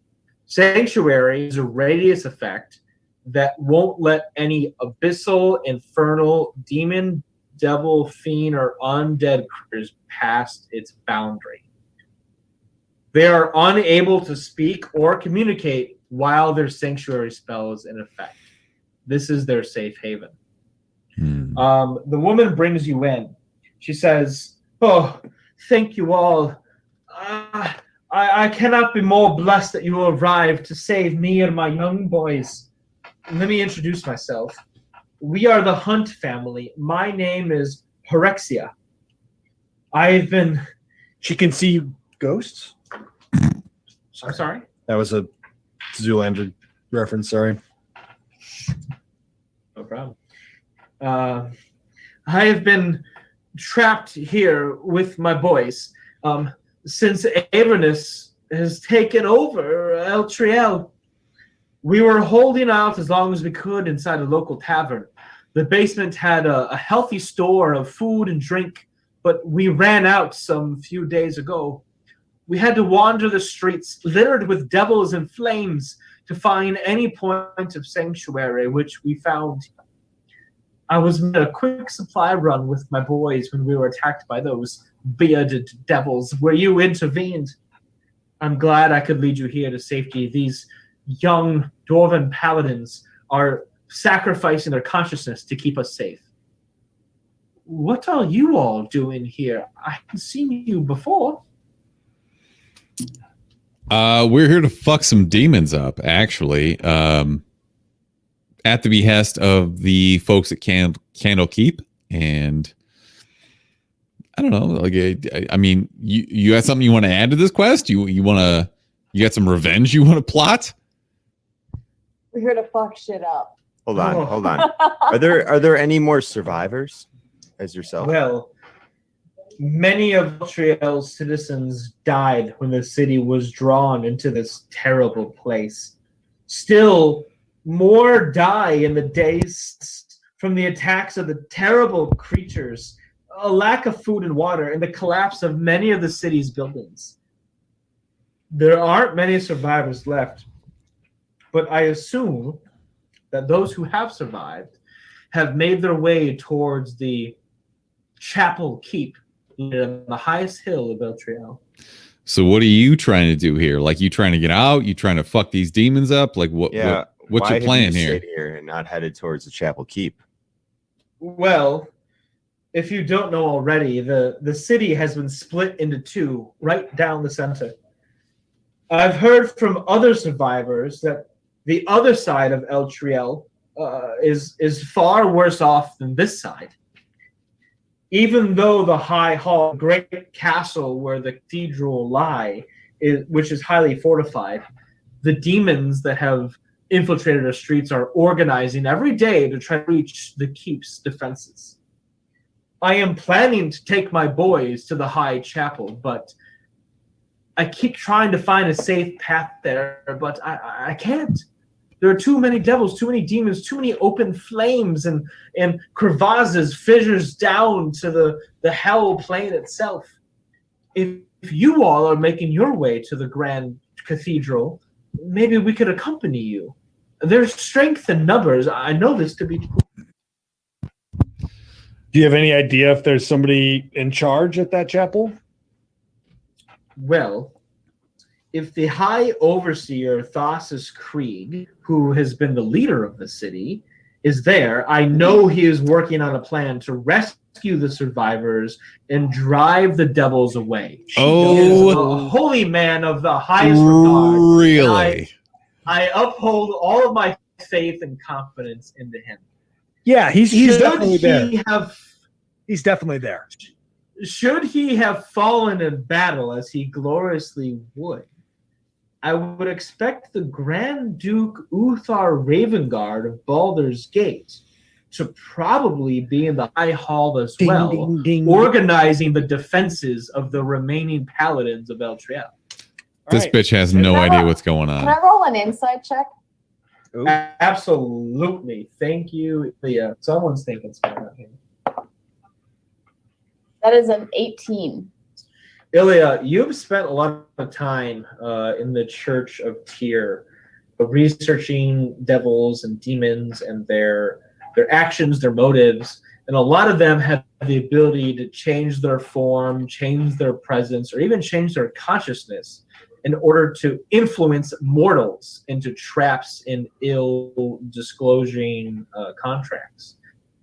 Luckily for you, Ilya, you do not sense that here. This woman, Harakina of the Hunt family, is authentic and sincere.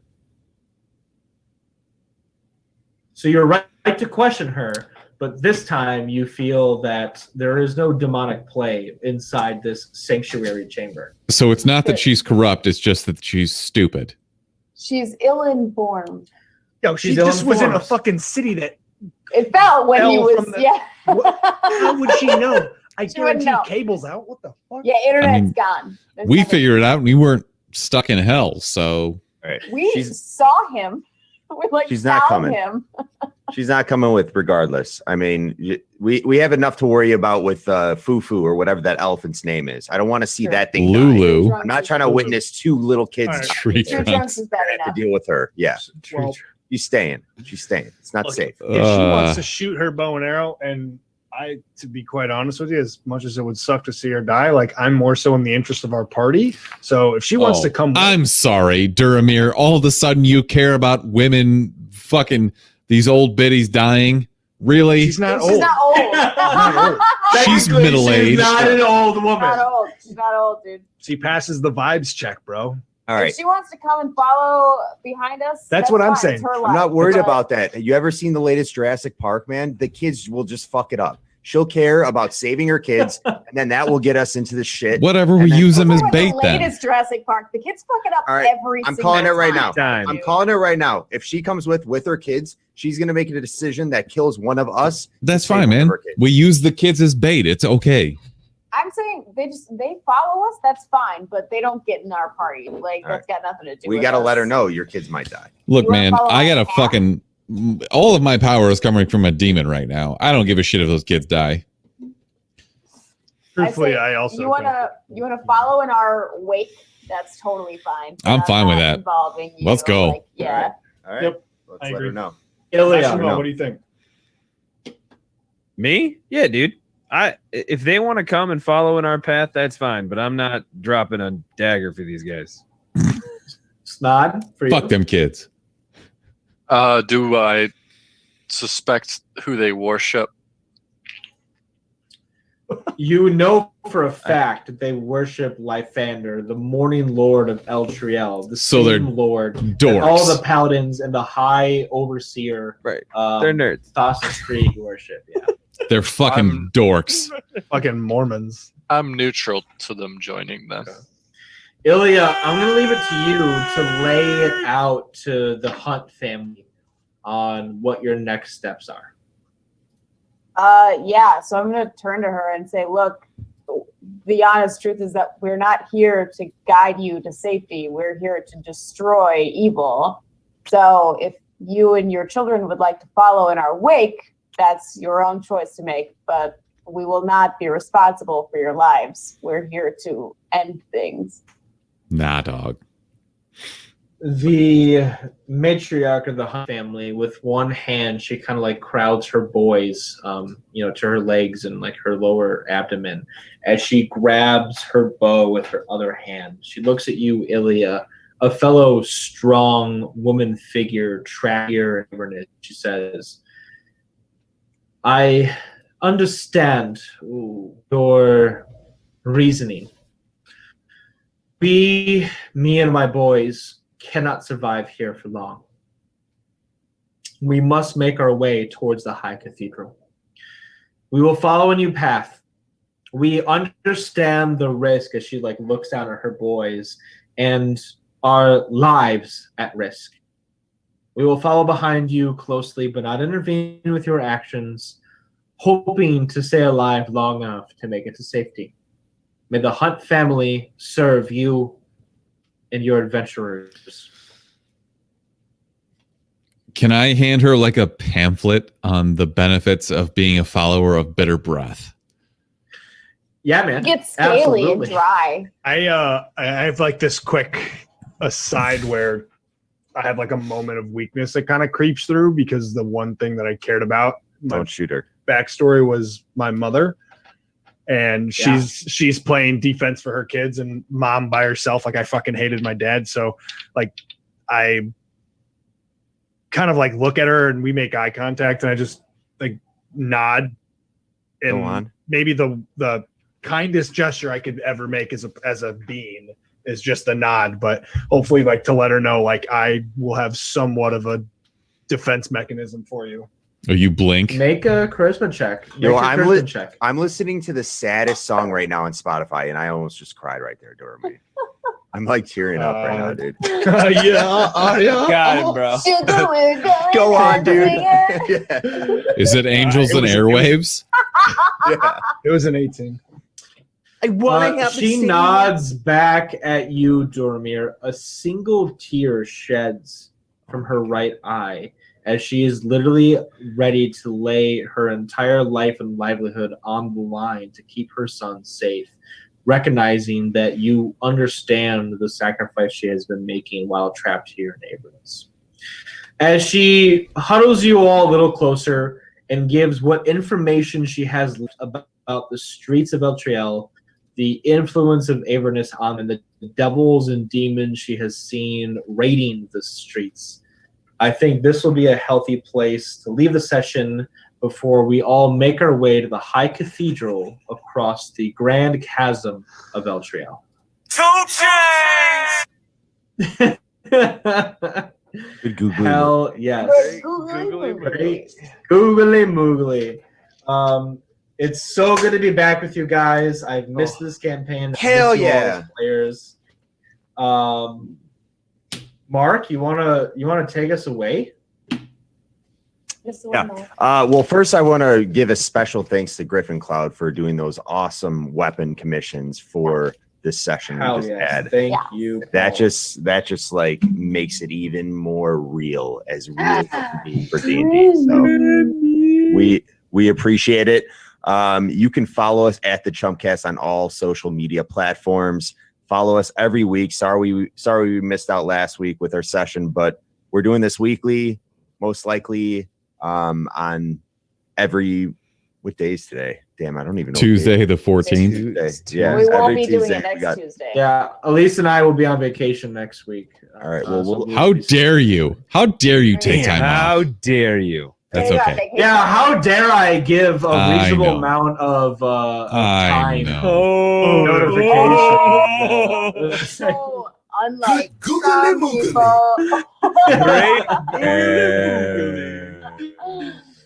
All right. So well, we'll pick up our next session. What's that? I'm trying to pull up the calendar right now. 2 weeks would be the 28th. Yep. Cool. All right. We'll catch us then.